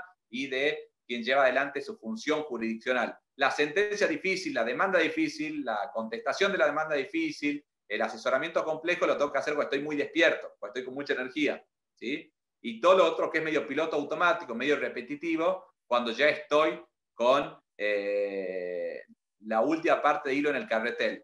¿Qué es lo que hacemos las personas? Un poquito al revés. Contestamos mails, contestamos WhatsApp, leemos el diario, etcétera, etcétera. ¿En qué momento? Bien, nos despertamos. Llegan a la oficina, chusmean internet, ven los diarios, contestan la bandeja. Si son obsesivos como yo, tratan de que la bandeja quede en blanco, lo mismo con los WhatsApp, etcétera, etcétera, ¿no? Entonces pasan gran parte del día, de las horas que son más lúcidas y útiles, jurídicamente hablando, o para pensar o para ser creativo, llevando adelante tareas que son bastante mecánicas. Y contrariamente, cuando llega el momento de la verdad, que es la parte difícil del laburo jurídico, son las 4 o 5 de la tarde y están quemados de la cabeza, ¿sí? Entonces les cuesta mucho redactar y patean para adelante, se les ajustan los tiempos, etcétera, etcétera, etcétera. Eso es tan importante que, relacionándolo con las tecnologías emergentes y lo que los algoritmos saben de nosotros, es que yo les decía hace rato que nosotros nos tenemos que cuidar mucho de nosotros mismos, ¿no? Paradójicamente. Solemos poner el foco en el otro, como que la culpa es del otro, pero muchas veces está muy relacionado con lo que yo pueda hacer. Por ejemplo, ustedes seguramente saben que usan las redes sociales y el smartphone y el WhatsApp y la mensajería instantánea, X cantidad de días, de horas al día, pero se van a llevar, hay una percepción de que lo usaron más o menos tanto tiempo. Ahora bien, con la tecnología pasa algo que es bastante curioso porque distorsiona el reloj biológico de una manera muy especial. Típico ejemplo, por ejemplo, los chicos cuando están jugando los videojuegos y se quedan hasta la madrugada y dicen no tengo sueño a las 3 de la mañana, o ustedes cuando se colgaron con una serie en Netflix medio maratónica, o cuando llegó el final del día, hay casi todos los dispositivos hoy traen una especie de contador de tiempo que si ustedes lo habilitan, les va a contar cuánto tiempo efectivamente permanecieron en cada aplicación. Cuánto en WhatsApp, cuánto en Facebook, cuánto en Instagram, cuánto en Gmail, etcétera, etcétera. Y los números dan mucho más de lo que creen, se los adelanto, ustedes pasan aproximadamente el 25 o 30% de su tiempo despiertos pegados al smartphone, ¿sí? Como promedio, con lo cual eso quiere decir que hay personas que pasan mucho más tiempo aún. Con lo cual, eso quiere decir que Irene, Diego, Lorena, Alejandro tienen un yo digital que actúa por lo menos en casi una tercera parte de su día que están despiertos, porque recuerden que mientras dormimos no sabemos qué pasa en el cerebro, ¿no? Todavía, salvo algunas pocas señales que hay. Eso hace que nos preguntemos si en la ciencia del comportamiento la conducta digital es igual a la conducta real, si se quiere, ¿sí? Y van a ver que en muchos aspectos cambia, y cambia ostensiblemente. Por ejemplo, y en épocas de expediente digital, hay un gran toque de atención también invisibilizado y que se tiene que tener presente.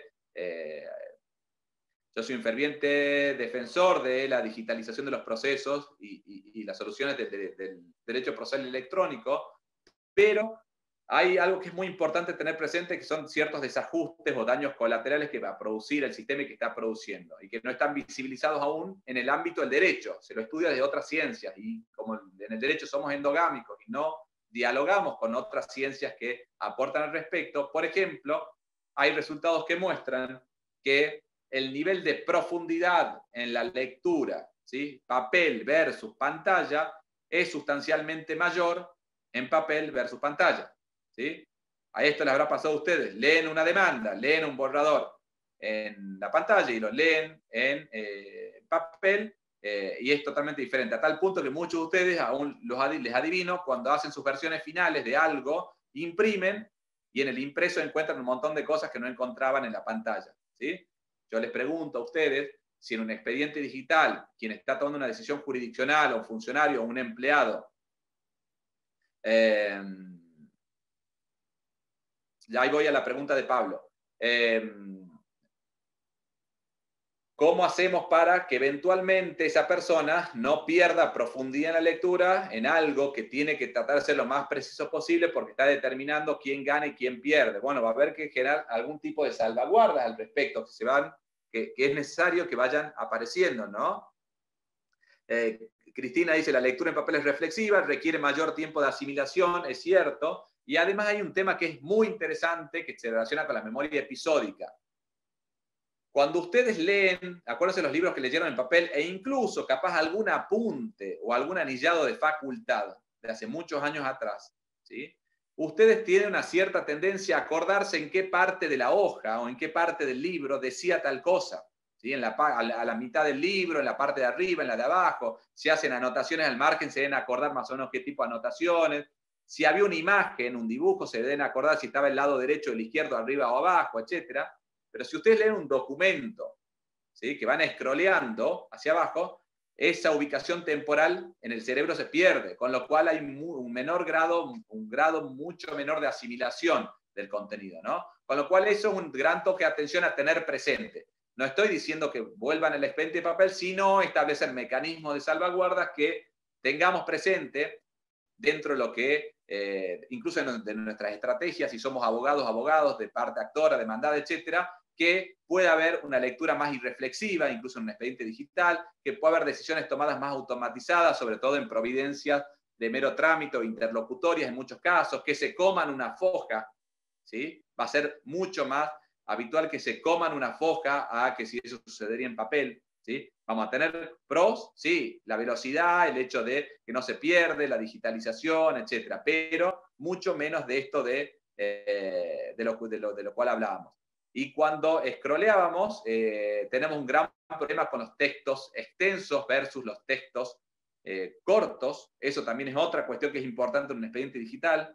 A ustedes les pasa seguramente cuando van al marco cuando se informan, ustedes toleran una nota larga, ¿sí?, la nota típica del diario del domingo de algún columnista que les gusta, en papel. Si esa nota la leen digitalmente, su nivel de impaciencia y de ansiedad crece exponencialmente, ¿sí? Y lo leen con menos atención. Lo llevemos entonces a un juicio, ¿sí? ¿Qué pasa con los escritos que presento digitalmente? Tengan presente que el escrito corto va a ser leído con mucho mayor nivel de atención que el escrito largo, ¿sí? Y ustedes van a decir, pero ¿qué antes este juez los leía con más atención? Bueno, pero ese juez antes los leía en papel, ahora los lee digitalmente, ¿sí? Bueno, todo eso influye mucho y son cuestiones relacionadas con aportes de otras ciencias que nos hacen ganar o perder juicios y que generalmente los tenemos muy, pero muy invisibilizados, ¿sí? Bien, ahora voy a una pregunta que había por acá. Pablo Añelo. ¿Cómo manejamos todo lo de ciencias del comportamiento para no caer en un determinismo? Es muy importante, Pablo, lo que señalás, y de hecho es un achaque habitual que se le hace aparte de las neurociencias, no a todas, porque las neurociencias son un grupo de conocimientos y de alcance muy diverso, con distintas escuelas y distintos tipos de contundencia en las afirmaciones y en los estudios que se realizan, es que, en primer lugar, como yo te decía, al 2030 todavía se conoce muy poco el cerebro humano, con lo cual tendríamos que ser muy pretenciosos para decir esto es así, la persona es así, no hay libre albedrío, sí hay libre albedrío, etcétera, etcétera. Hay muchos más matices, ¿sí?, que los que creemos. Eso sí, la primera conclusión sería, hay matices que antes no se veían y que hoy sí, pero lejos o lejísimos estamos de decir esto es la muerte del contrato, esto es la muerte del libre albedrío, esto no sirve para nada, etcétera, ¿sí? En ese sentido, yo tengo una posición diversa, algunos autores en los cuales capaz plantean esos temas con mucha mayor contundencia. Bueno, el amigo Fernando Schiner, recuerdo, él defiende capaz con un poquito más de vehemencia este tipo de posiciones. Para mí estamos muy lejos todavía de hablar de muerte del acto jurídico, de muerte del deber de información, etcétera, etcétera, sino que hay matices que antes no se veían y que hoy sí. Y además teniendo presente esto que yo le decía, que todavía hoy se conoce muy poco del funcionamiento del cerebro humano. Por ese proyecto que yo le decía, posiblemente en 2030 estemos en mejores condiciones de afirmar determinadas cuestiones. Con lo cual creo que con eso, Pablo, respondo eso de determinismo sí o no. Creo que un poco, otra conclusión quizás parcial que podemos tener presente es que uno de los grandes aportes de la ciencia del comportamiento es hacernos ver cosas que no estamos viendo, pero eso no quiere decir, bajo ningún punto de vista, que las cosas puedan estar regladas de una manera casi, te diría, matemática de A más B igual a C. ¿Sí? ¿Por qué? Porque después aparecen otras situaciones que no viene al caso explicar, pero por ejemplo, son muy interesantes. Hoy hay una discusión enorme en el ámbito de la ciencia del comportamiento y concretamente las neurociencias sobre la distinción entre lo que se denomina cerebro y lo que se denomina mente. Hay un libro muy bueno de un neurocientífico francés, Stanislas Dehaene, que lo que plantea este autor, tiene un librito muy interesante que es una clase en realidad taquigrafiada, digamos, que se llama En busca de la mente, que muestra lo fácil que es determinar funciones del cerebro, cuestiones fisiológicas y lo difuso y cómo se nos escapa de las manos el concepto de mente, planteando una suerte de dualidad, ¿no? Hay otros que por el contrario identifican la mente con el cerebro. Sin embargo, esa distinción no está todavía superada y hay mucho por evaluarse al respecto. Obviamente que aquellas personas que son creyentes hablan del concepto de alma, etcétera, etcétera, de sentido de trascendencia. Pero aún en un terreno científico el concepto mente no es sinónimo de cerebro. Y les digo más, hay un abordaje creciente que tampoco se ponen de acuerdo en que el cerebro sea solamente ese kilo y pico de materia gris que ustedes tienen en la cabeza, sino que hay quienes plantean que el cerebro en realidad es la interacción que se produce entre entre el organismo humano, y no se sabe entre qué áreas todavía, y el entorno. ¿Sí? Básicamente que el cerebro, parte del cerebro, podría ser todo el mundo que nos rodea. ¿Sí? Con lo cual, si eso fuese así, todavía sabríamos menos aún de lo que sabemos. ¿Esto qué quiere decir? Que estamos lejísimos de determinismos y de conclusiones contundentes, y creo que sería apresurado hoy llevar adelante ese tipo de conclusiones.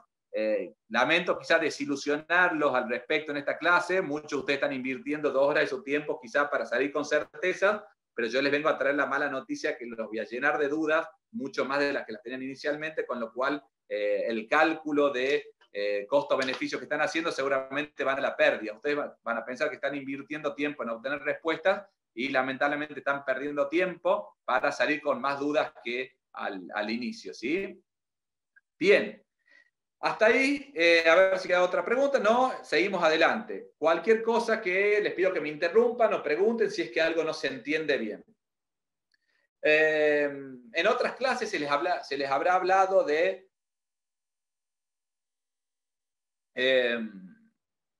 esto es importante y también es un tema habitual que funciona por determinados sesgos científicos que se dan para complementar lo que pregunta Pablo.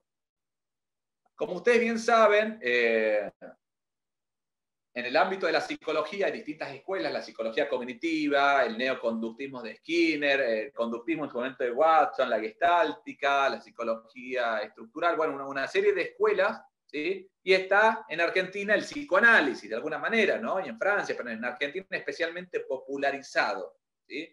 Y muchos, desde las ciencias de las otras escuelas de psicología, dicen que la psicología, que el psicoanálisis no es ciencia, es pseudociencia, ¿sí? Con una afirmación casi le diría muy contundente, quitándole validez a gran parte de las investigaciones que se pueden hacer al respecto. ¿Cuál es el argumento que se da? Es que la base de las elaboraciones teóricas del psicoanálisis, fundamentalmente el psicoanálisis freudiano, es que no tiene estudio de campo científico por atrás para respaldarlo. Ahora bien, el gran inconveniente que se da con las ciencias sociales o sobre todo con el estudio de la conducta de la persona, y cuando estamos pensando que el objeto determinado a campo del saber, sea científico o no, es el yo, o sea, es la persona, ¿cómo hago yo para validar científicamente, ¿sí?, las elaboraciones que yo hago sobre ese objeto? ¿Sí? Por eso es que en las escuelas de la psicología han tratado de simplificar esos objetos, por ejemplo, reemplazando la persona por la conducta, por los hechos observables, pero la conducta es solamente una parte de la persona, con lo cual podría haber saber científico al respecto, pero quizás con muchas conclusiones provisorias o erradas que no tengan en cuenta todo lo que no se sabe que hay detrás de la conducta aún, ¿no? Con lo cual, concluyendo al respecto, yo sería mucho más escéptico con respecto a los aportes, sobre todo freudianos en su momento, que paradójicamente era un neurólogo, no por el hecho de que estén validados científicamente, sino porque a partir de determinadas intuiciones ha logrado algunos mojones iniciales que después se han validado eventualmente científicamente en algunos casos, en otros estrepitosamente no, sino que se ha pensado lo contrario, pero que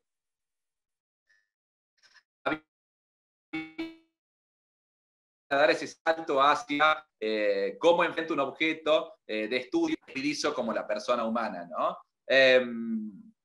Y que no es solamente estímulo-respuesta, y que precisamente caeríamos en una suerte de determinismo si es que llegaríamos a reemplazar todo con estímulo-respuesta. En esa distinción de sistema 1 y sistema 2, habrán visto seguramente que el sistema 1 tiene una serie de errorcitos de fábrica que se denominan sesgos cognitivos, que lo que hacen es hacernos creer que tomamos decisiones racionales cuando son irracionales o con racionalidad acotada, en términos de Herbert Simon, que era un economista que se dedicó mucho a la tecnología también, ganador del Nobel de Economía. Algunos sesgos ya han sido planteados seguramente acá, pero hay algunos que me interesa abordar con una manera no tradicional que se relacionan con cómo nos percibimos como sujetos dotados de pensamiento. A ver, nosotros está claro que nos diferenciamos del resto del reino animal en que tenemos conciencia, autoconciencia, y tenemos conciencia en nuestro pensamiento, ¿no? Nos autopercibimos como seres conscientes. En otras cosas nos sentimos hermanados, ¿sí? En determinadas respuestas a nivel estímulo, en necesidades fisiológicas, comemos, dormimos, etc. ¿Sí? Por ejemplo, con los chimpancés compartimos el 98% de nuestro ADN. Sin embargo, ese 2% nos hace una diferencia gigante entre ese animal que le encanta comer bananas y hacer gracias y nosotros.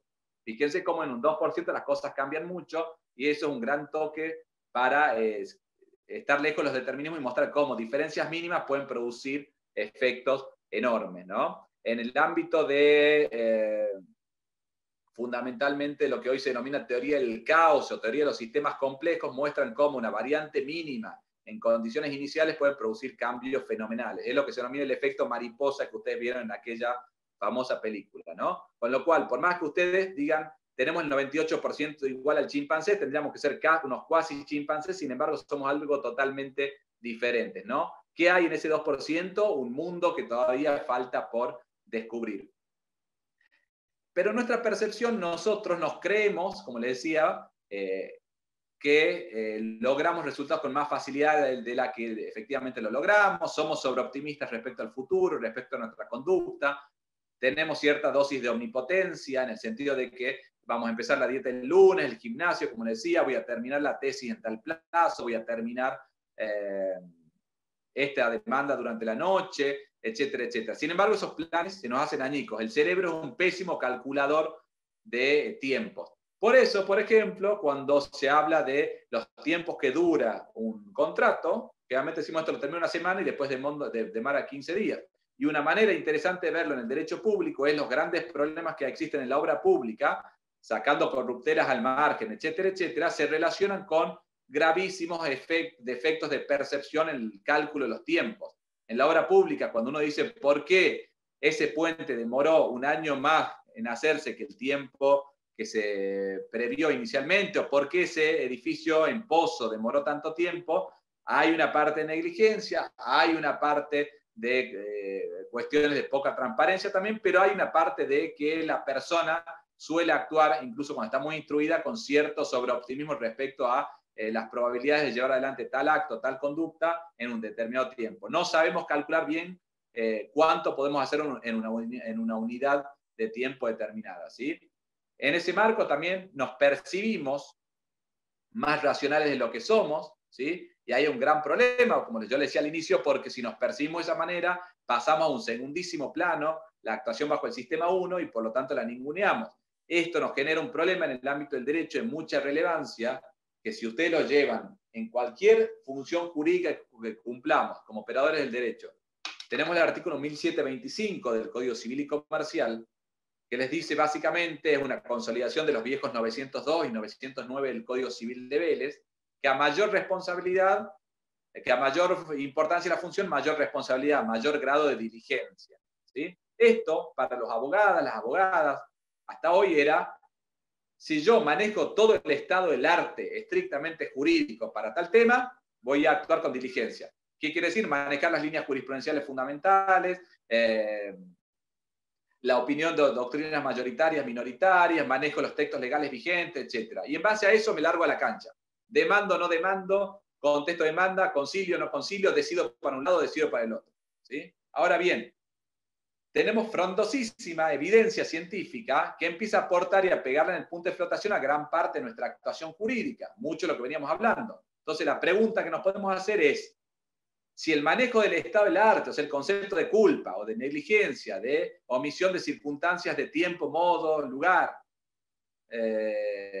no toma en cuenta o ningunea, ¿sí?, aportes provenientes de otras ciencias o ningunea el sistema 1, empieza a parecer que dominamos parte del estado del arte necesario para cumplir nuestra función, el estrictamente jurídico, pero no aquel que es, entre comillas, no jurídico, pero con fortísima influencia en el comportamiento y en la regulación de la conducta. Con lo cual, no va a pasar mucho tiempo hasta que, por ejemplo, si yo soy un juez o una jueza y decidí en una sentencia muerto de hambre, sin desayuno y sin almorzar, ¿sí?, por más que formalmente mi razonamiento puede estar jurídicamente desde el punto de vista formal fundado, entre comillas, posiblemente pueda haber mala praxis porque el ánimo de ese juez haya estado perturbado. Y no sea muy diferente al hecho de, por ejemplo, que ese juez, por más que sea una eminencia del derecho, ¿sí?, haya llegado al juzgado borracho, por ejemplo, ¿sí? Entonces, son temas de percepción que hoy no los tenemos presentes, pero que se van abriendo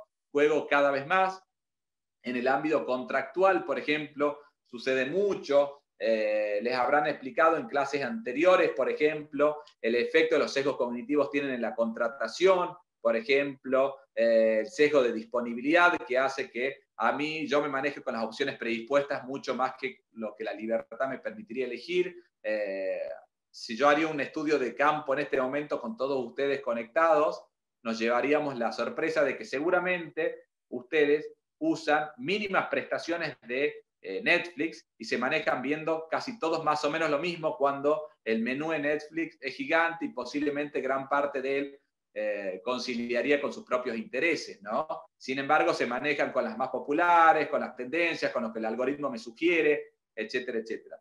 Mientras más disponible está, hay una tendencia a elegir eso con el sistema 1, dejando de lado opciones que quizás podrían llegar a ser tanto más útiles que pasan a un segundo plano, ¿no? Esto se viene estudiando mucho también en el sesgo de disponibilidad en materia de influencia de medios de comunicación en decisiones de las personas, en materia de derecho electoral y decisiones de los electores también se viene estudiando mucho. Tienen el ejemplo de Cambridge Analytica con la elección de Trump hace algunos años atrás y el escándalo que originó en Facebook. ¿Por qué se da esto? Porque el algoritmo, a diferencia de ustedes que se perciben de una manera, que se creen racionales y que son sujetos hiperdiligentes, el algoritmo detecta no lo que creemos que hacemos, sino lo que efectivamente hacemos, ¿sí? No que nosotros creemos que estuvimos 10 minutos en Facebook, sino que estuvimos 28 minutos. Se maneja con datos reales. Al manejarse con datos reales puede, por ejemplo, detectar qué tipo de compras yo hago de madrugada en e-commerce y qué tipo de compras hago a la mañana. Capaz que a la mañana mis compras son mucho más racionales, más sobre objetos necesarios, una heladera que se me rompió, lo que fuese, y a la noche me pongo a comprar masivamente libros, aparatos de tecnología medio superfluos que no voy a usar, etcétera, etcétera, ¿sí? El algoritmo detecta eso porque naturalmente puede detectar patrones de conducta de la persona. En este sentido, el conductismo y el neoconductismo, escuelas psicológicas, en tanto intentan descifrar lo que pasa por la cabeza humana a partir de la observación de la conducta, es importante y da muchos datos porque nosotros con nuestra conducta, con nuestras decisiones, con nuestros comportamientos, vamos dejando estelas y patrones repetitivos y predecibles que a medida que lo hacemos, alguien del otro lado puede detectar cuál va a ser nuestro próximo paso, ¿no? Lo habrán visto seguramente en aquellos que vieron el documental El dilema de las redes sociales, en lo cual gran parte de esto está presente, ¿no? Y cuando yo en el temario ponía cerebro humano versus cerebro artificial, etcétera, ustedes van a preguntar por qué la inteligencia artificial está tan vinculado con la ciencia del comportamiento. Bueno, de hecho, por ejemplo, el muy buen libro de Waldo Sobrino, Neurociencia, Inteligencia Artificial y Contratos, vincula también estos temas.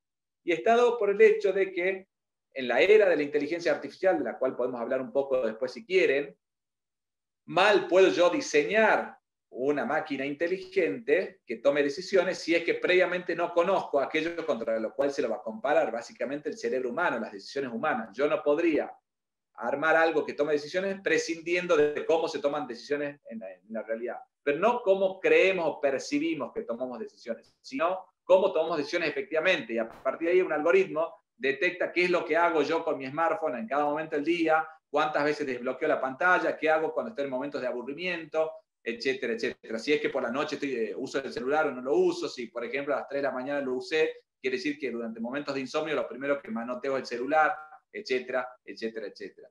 Todas esas cuestiones son muy, muy relevantes a tener presente y además dentro de la ciencia del comportamiento es muy importante si es que estamos entrando en un mundo en el cual gran parte de nuestras decisiones van a ser asistidas por inteligencia artificial, observar que esas decisiones que toma el algoritmo tienen que evitar estar sesgadas o estar lo menos sesgadas posible. Entonces, ¿cómo hago yo para contrarrestar los sesgos cognitivos, fallas cognitivas o para algunos prejuicios que puede tener un programador? Por ejemplo, prejuicios raciales, sesgos discriminatorios. En Estados Unidos hay varios ejemplos, hay un libro interesante cuya lectura recomiendo, un poquito tirabomba para mi gusto, pero con bastante material útil, que está traducido como Armas de Destrucción Matemática, de Cathy O'Neill, que es una analista financiera que trabajaba en Wall Street, que muestra cómo las decisiones asistidas por algoritmos suelen estar sesgadas en muchas industrias en perjuicio de los usuarios, ¿no? Da los ejemplos del mundo de los seguros, del mundo financiero, de operaciones financieras, el mercado laboral, la educación, etc. En el mercado laboral, por ejemplo, muestra cómo si yo utilizo un asistente tomo una inteligencia artificial que me ayuda a preseleccionar currículums, imagínense que ustedes son una gran compañía, son, no sé, General Motors o Apple, y tiene un montón de empleados en el mundo, entonces, ¿cómo hace tal persona para seleccionar entre 14.000 candidatos los mejores perfiles, ¿no? Entonces, si lee uno por uno los 14.000 currículos, no termina más, ¿sí? Sin embargo, se puede echar mano de herramientas de preselección como un sistema de inteligencia artificial que detectando determinados datos claves, entre comillas, diga qué currículum vale la pena y cuál no. Bueno, para determinar qué currículum vale la pena y cuál no, ¿sí? Ese sistema tiene que estar muy bien entrenado, esa inteligencia artificial tiene que estar muy bien entrenada y tiene que estar muy advertida sobre ciertos prejuicios del programador que se puede haber colado al respecto. Entonces, por ejemplo, ojo con decir que el currículum de una persona de raza negra que vive en tal barrio, que se relaciona con determinado tipo de gente, o que va a tal tipo de colegio, o que tiene redes sociales o no, que tiene hijos o no, lo que fuese, puede estar siendo influido y estar rankeado a la alta o a la baja y generando decisiones que pueden perjudicar a las personas. Lo mismo en materia de operaciones financieras y en el scoring financiero, cuando yo precalifico una persona, este tipo de sistemas también suelen traer muchos, pero muchos inconvenientes, ¿no? En materia penal ni les cuento para medir lo que se denomina reincidencia, en la medida que apelando a algunos patrones a veces medio simplistas y ahí sí deterministas, tomamos decisiones que son totalmente erradas en muchos aspectos, ¿no? Con lo cual hay un escenario que se abre de mucha relevancia y que hoy en día las ciencias del comportamiento son algo así como para aquellos que, no sé, por ejemplo, los que profesan la religión católica y tienen aquella historia del Santo Grial, recuerdo algún libro que ha señalado que la ciencia del comportamiento son algo así como el santo grial para las empresas de Silicon Valley, ¿no? ¿Por qué? Porque dan un montón de guiones y de ideas para influenciar o guionar la conducta de las personas, para transformarse en arquitectos de las decisiones ajenas, y de ahí el título de esta conversación, de esta charla, y intentar que nuestras decisiones sean de una manera o de otra, a veces favorablemente a nuestros intereses, a veces perjudicándonos a nosotros mismos, ¿no?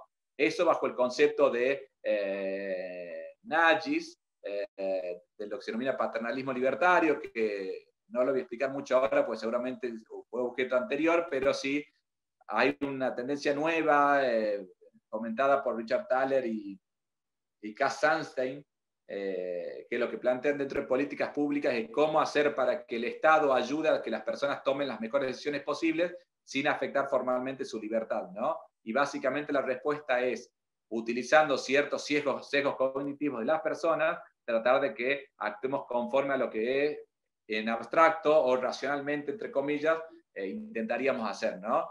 Cómo hacernos para, por ejemplo, ahorrar más para cuando seamos adultos mayores y llegar con una moneda al final de nuestros días, cómo hacemos para cuidarnos más a nivel salud, cómo hacemos para donar órganos, cómo hacemos para, en contextos de pandemia, cumplir normas de distanciamiento social, etcétera, etcétera. O sea, que no confiar en que todo queda sujeto a la voluntariedad, porque eso los va a llevar a tropezar una y otra vez. Y no deja de ser un resabio del iluminismo francés y de las teorías kantianas traídas hasta hoy, de poner una especie de fe excesiva en la razón, que, a ver, tiene una parte buena, que es la razón es lo que nos diferencia y lo que nos hizo llegar hasta donde estamos como humanidad, pero al mismo tiempo ninguneamos aquel componente que forma parte también del esquema racional, de la racionalidad acotada, de la cual habla Simon, y que nos juega nos hace estas trampitas en el día a día, ¿no?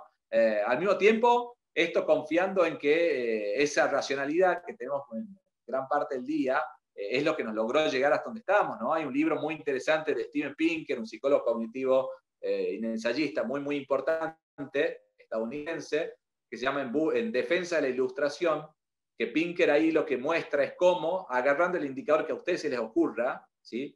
El mundo, a pesar de que nosotros nos podemos detener en momentos puntuales hoy y decir qué desastre que somos, yo podría mirar el hambre en un país de África, podría mirar el nivel de violencia, podría mirar el determinado ataque terrorista, podría mirar la violencia de género que hay hoy en día. Sin embargo, si nosotros comparamos esa situación con el paso, podríamos mirar la pandemia y lo difícil que está haciendo lidiar con la COVID-19. Sin embargo, con datos y con estudios de campo, Pinker lo que muestra es cómo todos esos indicadores han mejorado sensiblemente y se han acelerado en las últimas décadas y en los últimos 2 siglos, ¿no? La esperanza de vida de las personas ha crecido, la mortalidad infantil ha disminuido, las muertes violentas han disminuido, la frecuencia de las guerras ha disminuido, las formas de violencia ante grupos vulnerables o desfavorecidos ha disminuido, la violencia entre las mujeres ha disminuido,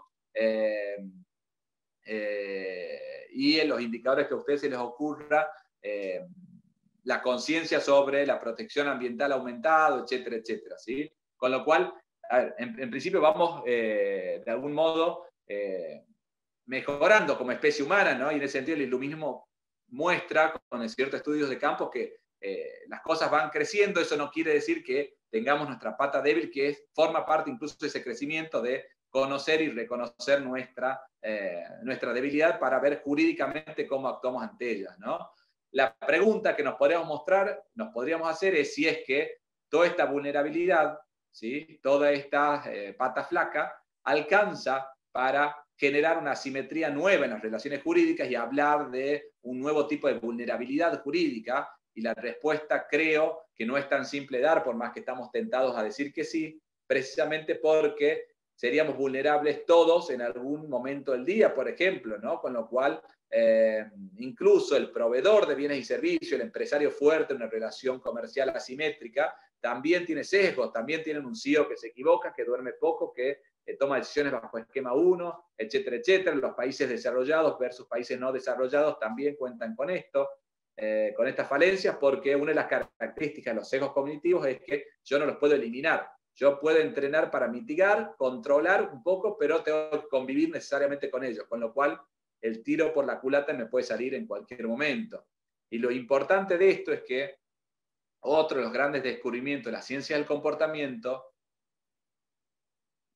está dado por el hecho de que, contrariamente a lo que uno cree que las decisiones cotidianas o intrascendentes de la vida, como elegir qué comer en un menú ejecutivo al mediodía, la debería tomar con sistema 1, y la decisión de casarme, tener hijos, elegir una carrera universitaria o cómo llevar adelante tal juicio, lo tomo con sistema 2, ¿sí? Se evapora, y gran parte de las grandes decisiones de la persona, en cualquier tipo de estado, independientemente del grado de instrucción, ustedes pueden ser un doctor o una doctora en Harvard, una eminencia, y se pueden mandar una macana de principiantes bajo un contexto, un entorno determinado que fomente su sistema 1. O sea, una decisión de establecer el nivel de régimen cambiario que puede tener un país, la decisión de ir a una guerra o no ir a una guerra, de apretar un botón rojo que mande misiles nucleares o no, la decisión de casarse, la decisión de cómo llevar adelante tal juicio, tal estrategia judicial, puede estar tremendamente influida por el sistema 1. ¿Sí? No pasa por el hecho de que decisiones simples, sistema 1, decisiones complejas, sistema 2.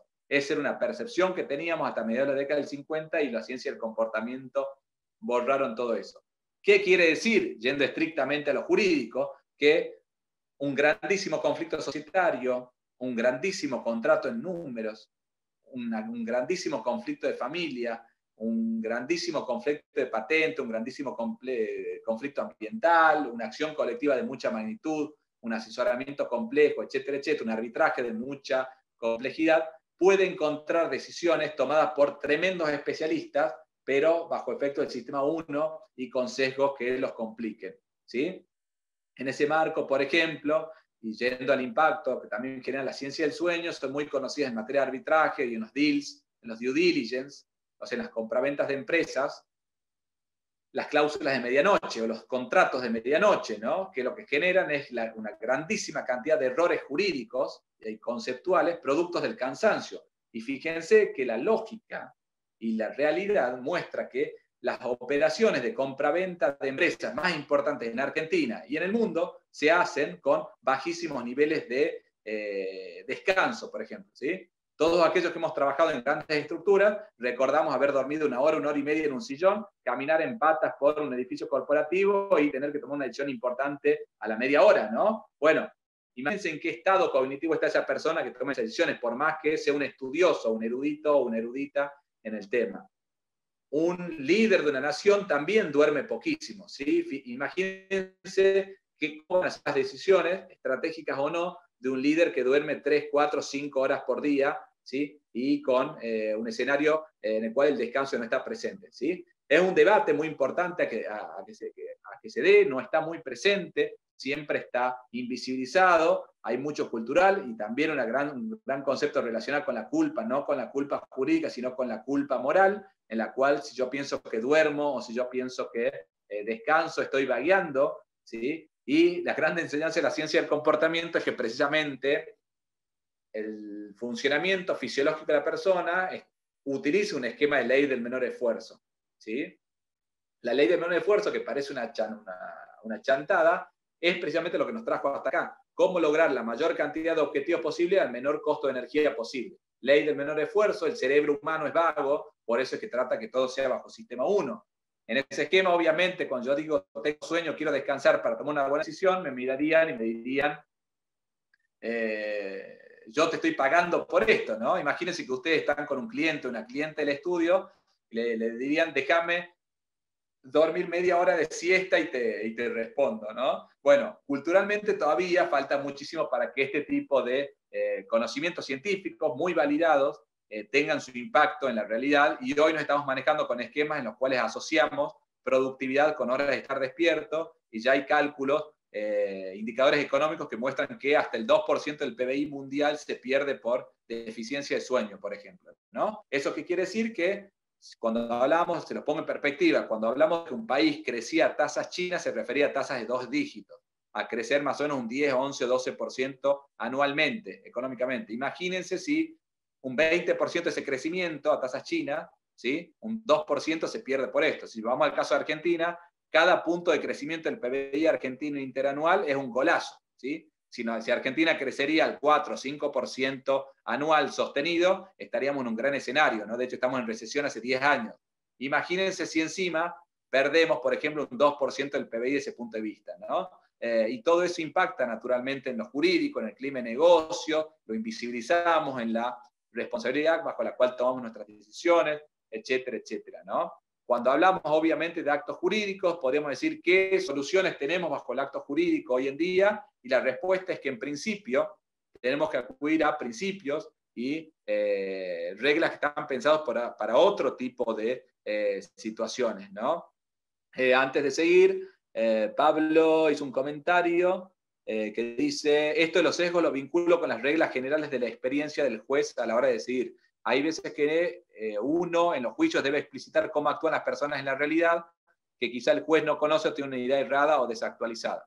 Bueno, hablando de sesgos, hay contabilizados cerca de 200, con lo cual podríamos estar horas hablando de eso. Un sesgo característico, y relacionando con esto que bien señala Pablo, es que la persona tiene una tendencia a ser exigente con el otro, ¿sí? E intentar explicar la conducta del otro respecto a cómo uno actuaría, ¿sí? Siempre nos creemos en general superiores a la media, ¿sí? Un ejemplo concreto, Alejandro Chamatrópulos, hoy, que aprendió a manejar hace un año, ya cree que está en mitad de tabla, en una tabla de posiciones manejando. Si ustedes ven de afuera, dirían, no, te falta un montón. Por otro lado, un estudio que les había mencionado al principio, que es interesante, muestra que en esto de sistema 1 y sistema 2, los mejores conductores no son los más experimentados, precisamente ¿por qué? Porque se confían, precisamente ¿por qué? Porque pasaron todo a sistema 2, y le doy una estadística sorprendente, que es la gran mayoría de los accidentes de tránsito se producen en los entornos cercanos a los domicilios de llegada y de destino, o sea, cerca de la casa o cerca del trabajo, por ejemplo. ¿Por qué? Porque es los lugares donde más ponemos piloto automático y donde más aparecen los gorilas invisibles o los aspectos de ceguera atencional. Esa ceguera atencional y que se explique en la siniestralidad vial y que lleva a reanalizar el concepto de culpa en los accidentes de tránsito, en los juicios, en los pleitos al respecto, muestra que ese gorila invisible es algo así como un imprevisto que aparece de golpe. Nosotros no, como estamos haciendo una cosa, contando pases o manejando, no imaginamos que va a venir gorila y por eso no lo vemos. Por ejemplo, hay estudios en Estados Unidos que muestran cómo, cuando de golpe yo estoy manejando por una autopista y aparece una moto de golpe, por más que, entre comillas, la debería haber visto, no la vi porque fue como un gorila invisible. Yo estaba viendo autos y aparece un elemento totalmente extraño que por más que aparezca al frente mío, yo no me lo imagino que viene, ¿sí? Y eso explica el concepto de culpa. Bajo un esquema tradicional nosotros decimos culpa del conductor, cómo no lo vio, si estaba al frente de los ojos, hacemos pericias, etc. Sin embargo, no advertimos, por ejemplo, ¿había muchas motos circulando o había pocas circulando? Porque si había 15 motos delante, mi nivel de atención es tal. Si es que era una moto entre 20 autos, posiblemente no la haya visto por más que la tenga al frente de los ojos, ¿no? Entonces, fíjense cómo empiezan a aparecer matices y una serie de cuestiones que empiezan a afectar de una manera muy, muy, muy importante en nuestra actuación, ¿no? Diego Duprat hace un comentario importante que justo me permite profundizar sobre un tema, el sesgo retrospectivo, que es lo que yo suelo denominar el sesgo relacionado con el diario del lunes. Diego dice, el problema es la revisión judicial frente a hechos que han producido un daño. Los efectos dañosos desvirtúan la actitud de la gente y lleva a omitir causales y contextos que lo llevaron a tomar determinada decisión. Efectivamente, y esto se relaciona con que las personas somos muy malas para detectar causalidades. Fíjense que el tema de la relación de causalidad es un gran problema, casi le diría el núcleo central de los presupuestos de la responsabilidad, ¿no? Más allá de indicios y presunciones, las personas tenemos una tendencia a ficcionar y a buscar explicaciones racionales y a buscar causalidades cuando hay correlaciones, ¿sí? Una correlación quiere decir, por ejemplo, mientras más llueva, más accidentes de autos hay, por ejemplo. Bueno, yo en mi tendencia a buscar causalidades digo que la lluvia causa accidentes de auto, y no necesariamente es así, simplemente es un dato más a tener presente, pero que no es la causa-efecto, no hay una relación de causa-efecto, sino una correlación que puede ir caminando incluso en paralelo, ¿no? Esto se tuvo muy presente en materia de COVID y todo lo que es ensayos-errores, cuando se intentaban buscar causalidades respecto a mayor o menor nivel de contagio, y en realidad eran correlaciones que se daban, que a veces son aleatorias y a veces sí hay alguna incidencia parcial o con causa que influye, ¿no? Pero que tenemos que cuidarnos mucho de aplicar. Y para aquellos que están en la función jurisdiccional, ese sesgo del cual habla Diego Duprat, del diario El Lunes, básicamente muestra que las personas tenemos una tendencia a analizar el pasado con información del presente, cuando en realidad la decisión, la conducta que estamos valorando, solamente tenía información al año 2015, por ejemplo, que es cuando sucedió el hecho, pero nosotros la analizamos con el año 2020. ¿Sí? Bueno, eso es una distorsión del juicio que está muy presente en la valoración judicial, por ejemplo, y en la valoración que llevan adelante los abogados cuando plantean las estrategias, que es bastante efectiva en realidad, pero que nos lleva a cometer errores groseros, ¿no? De mucha importancia y que incluso podemos llegar a ser injustos. Les voy a dar un ejemplo muy concreto. En materia de perspectiva de género, hoy en día hay una tendencia muy, muy grande a que la equidad de género está muy presente, la perspectiva de género está en la agenda, está muy bien que así sea, lo apoyo fervientemente, pero esto hace 7, 8, 10 años atrás no era así, ¿sí? A tal punto que les diría que era inimaginable que a 2020 íbamos a lograr este nivel de avance, ¿no? Recuerden, les doy un ejemplo bien concreto, ¿se acuerdan de aquella publicidad de Marcos y Claudia, el Banco Galicia, en la cual Claudia era una gastadora compulsiva y Marcos era un sujeto racional, razonable, que sufría por los gastos de su esposa, ¿no? Algo así como Claudia un sistema 1 y Marcos un sistema 2. Esa publicidad del Banco Galicia en su momento no solamente no fue impugnada, sino ganó premios. Y Marcos y Claudia, el actor y la actriz que llevaron adelante esos roles, fueron muy exitosos y tuvieron un montón de laburo después de eso. Y a muchos nos gustó mucho esa propaganda en aquel momento, ¿sí? Ahora bien, si esa publicidad la pasaran hoy, sería un escándalo, sería prohibida incluso, ¿sí? Sería una publicidad abusiva en los términos del Código Civil y Comercial.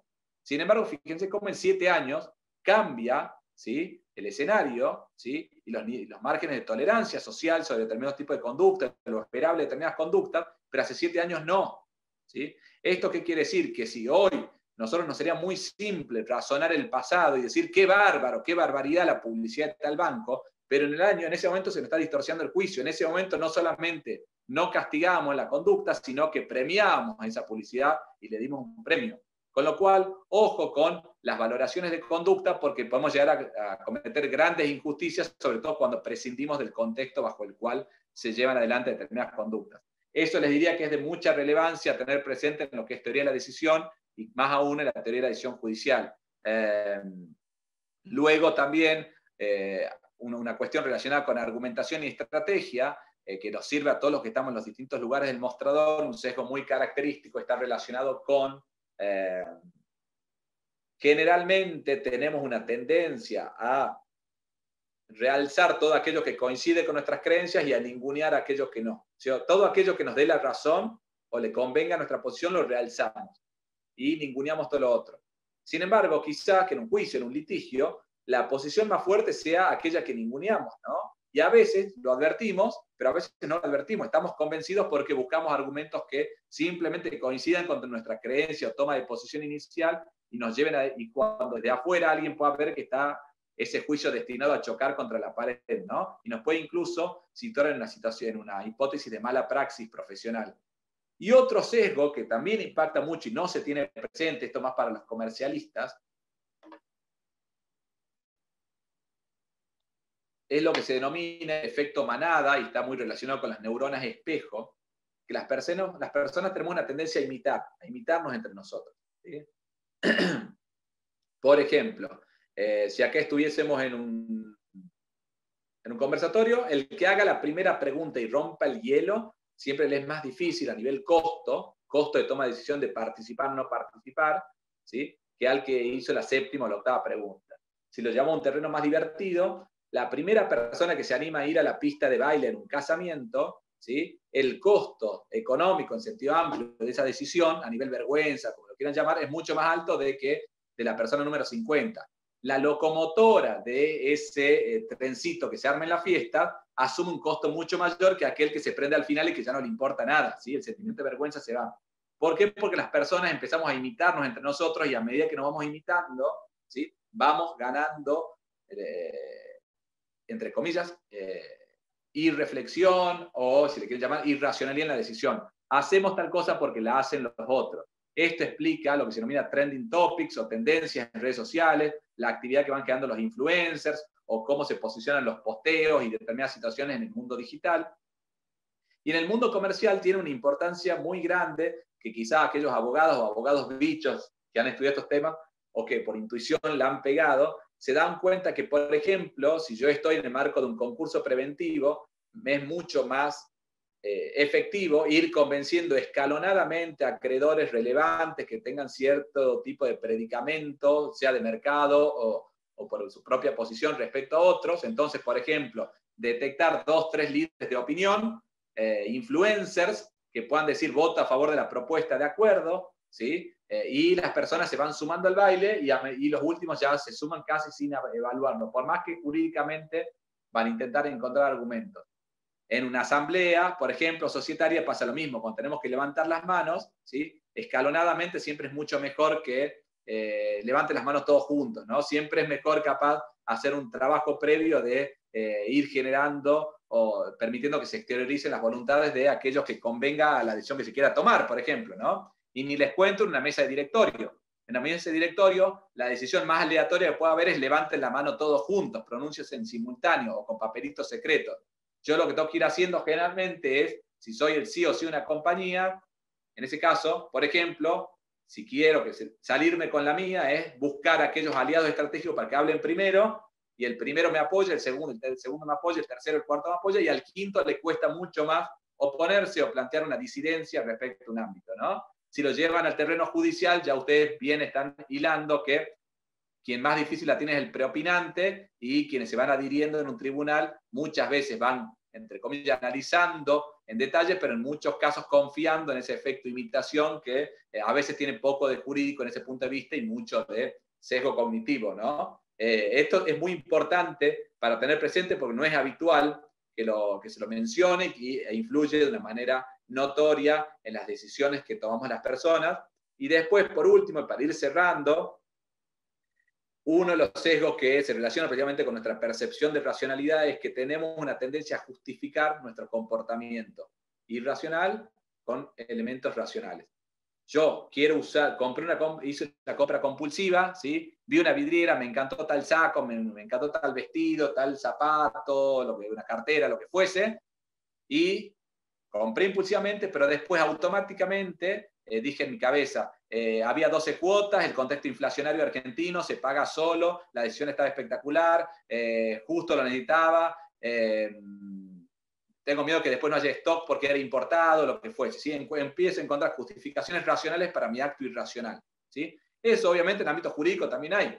Muchas veces nuestras decisiones, nuestros planteos, nuestras defensas, nuestras decisiones judiciales, muchas veces van a estar guionadas por la creencia inicial, por la decisión, por la toma de posición inicial, y después adornadas racionalmente con argumentos que van sirviendo para, de algún modo, solventar esa creencia o respaldar esa creencia. No quiere decir que el razonamiento en sí sea un argumento estrictamente racional. Muy posiblemente hay un sesgo cognitivo colado en la situación que después lo adorno jurídicamente con citas que pueden ser de ocasión, ¿no? Y que tranquilamente las descartaría en otros casos si es que me conviene o tomo una creencia distinta para ese caso puntual. Como ven, entonces, para ir cerrando, todo esto son herramientas de trabajo y lo que lleva a concluir es que, contrariamente a lo que creemos, hay un sinfín de situaciones y de cuestiones que influyen en cómo planteo un litigio, cómo resuelvo algo, cuando me manejo solamente jurídicamente, solo sobre la base racional, cuando ignoro la cronobiología, cuando ignoro las neurociencias cognitivas, cuando ignoro cómo se registra mi actividad o qué vulnerabilidad o asimetría tengo cuando actúo mi yo digital, cuando actúo digitalmente versus cuando actúo presencialmente, etc. Lo que no tenemos que hacer, naturalmente, es quizás, o la mejor enseñanza es, si bien no podemos combatir con todo esto, sí es aprender, en el sentido de aprender a convivir con todo esto y saber que está presente y que en cualquier momento el diablo mete la cola, y en el derecho el rol de la abogada, del abogado y del juez es como el del arquero, ¿no? En el fútbol. Sale mal en un centro y es un gol en contra, no es como perder la pelota en mitad de cancha. Generalmente ganamos o perdemos por ese tipo de detalles. Generalmente los detalles son los que deciden lo que sucede en un pleito. Y nuevamente, cuando nosotros nos tenemos que dar vuelta ante un cliente, por más que le digamos sucedió tal y tal cosa, el cliente va a decir gané o perdí, y no hay vuelta que darle ese punto de vista, ¿no? Y en Argentina, en donde por lo menos gran parte de los honorarios, sobre todo los de parte de actores, están atados al resultado, estamos hablando de la subsistencia y el carácter económico del propio sustento de la persona, con lo cual son errores que me hacen perder. Si yo pierdo, muchas veces no cobro en un juicio de mucho tiempo, ¿no? Con eso entonces voy cerrando, les agradezco muchísima la atención, espero que haya servido, que haya más dudas que al inicio, que ese es el objetivo, y quedo abierto estos últimos 6 minutos a cualquier pregunta, comentario y lo que quieran señalar. Les agradezco mucho el tiempo, Irene también la invitación, fue un placer y me he sentido muy cómodo. Gracias, Alejo, un placer escucharte a vos, la verdad que increíble. Ahora yo tengo una pregunta para hacerte, ¿hoy dormiste siesta? Hoy no dormí siesta porque en casa de herrero cuchillo de palo. Porque a esta hora ya estarías en el 1, pero se te ve muy 2, ¿eh? Impresionante. No, lamentablemente, todo esto, otro de los sesgos característicos de las personas es que no hacemos lo que decimos, ¿sí? O sea, sabemos muy claro lo que hay que hacer racionalmente, sabemos mucho que hay que cuidarnos, que hay que ser saludable, etcétera, y hacemos todo lo contrario, ¿no? Forma parte de esa contradicción con la cual tenemos que aprender a convivir. Seguro. Bueno, muy interesante, la verdad que fascinante, te diría. Y me encanta que haya sido vos la última masterclass de este año, porque es un cierre increíble. Acá están agradeciendo, bueno, los participantes, excelente, muchísimas gracias. Bueno, en Facebook también te han estado siguiendo, así que Alejo, muchísimas gracias. Las dudas las estuviste respondiendo a medida que conversaste, así que te diría que casi están respondidas y nos has dejado pensando, eso con seguridad. Sí, y recuerden, bueno, les dejé mis datos de contacto, si van a quedar dudas, van a aparecer en momentos más insólitos. Obviamente si me escriben un domingo no les voy a contestar el domingo, pero suelo contestar siempre, a veces demoro un poquito más, pero tengo una obsesión por contestar mensajes, mail, WhatsApp, etcétera, con lo cual eso me perjudica a mí, pero les es favorable a ustedes porque siempre obtienen una respuesta. Irene, mil gracias, un placer enorme. Gracias. Gracias, bueno, Alejo. Y gracias a los participantes, a los que nos siguieron todos estos encuentros, que bueno, le pusimos fin hoy, pero para reencontrarnos el año que viene con más temas interesantes. Muchísimas gracias. Nos reencontramos el año que viene. Gracias, Alejo. Un beso a Waldo también. Aprovecho para saludar a Waldo, que ha sido también disertante nuestro y con temas fascinantes también de neurociencia. Y ha estado también Casiano, un rato largo que te ha escuchado y que bueno, que también ha sido... también, sí, un gran amigo. Sí, sí. Gracias a todos. Chao, nos vemos. Un abrazo.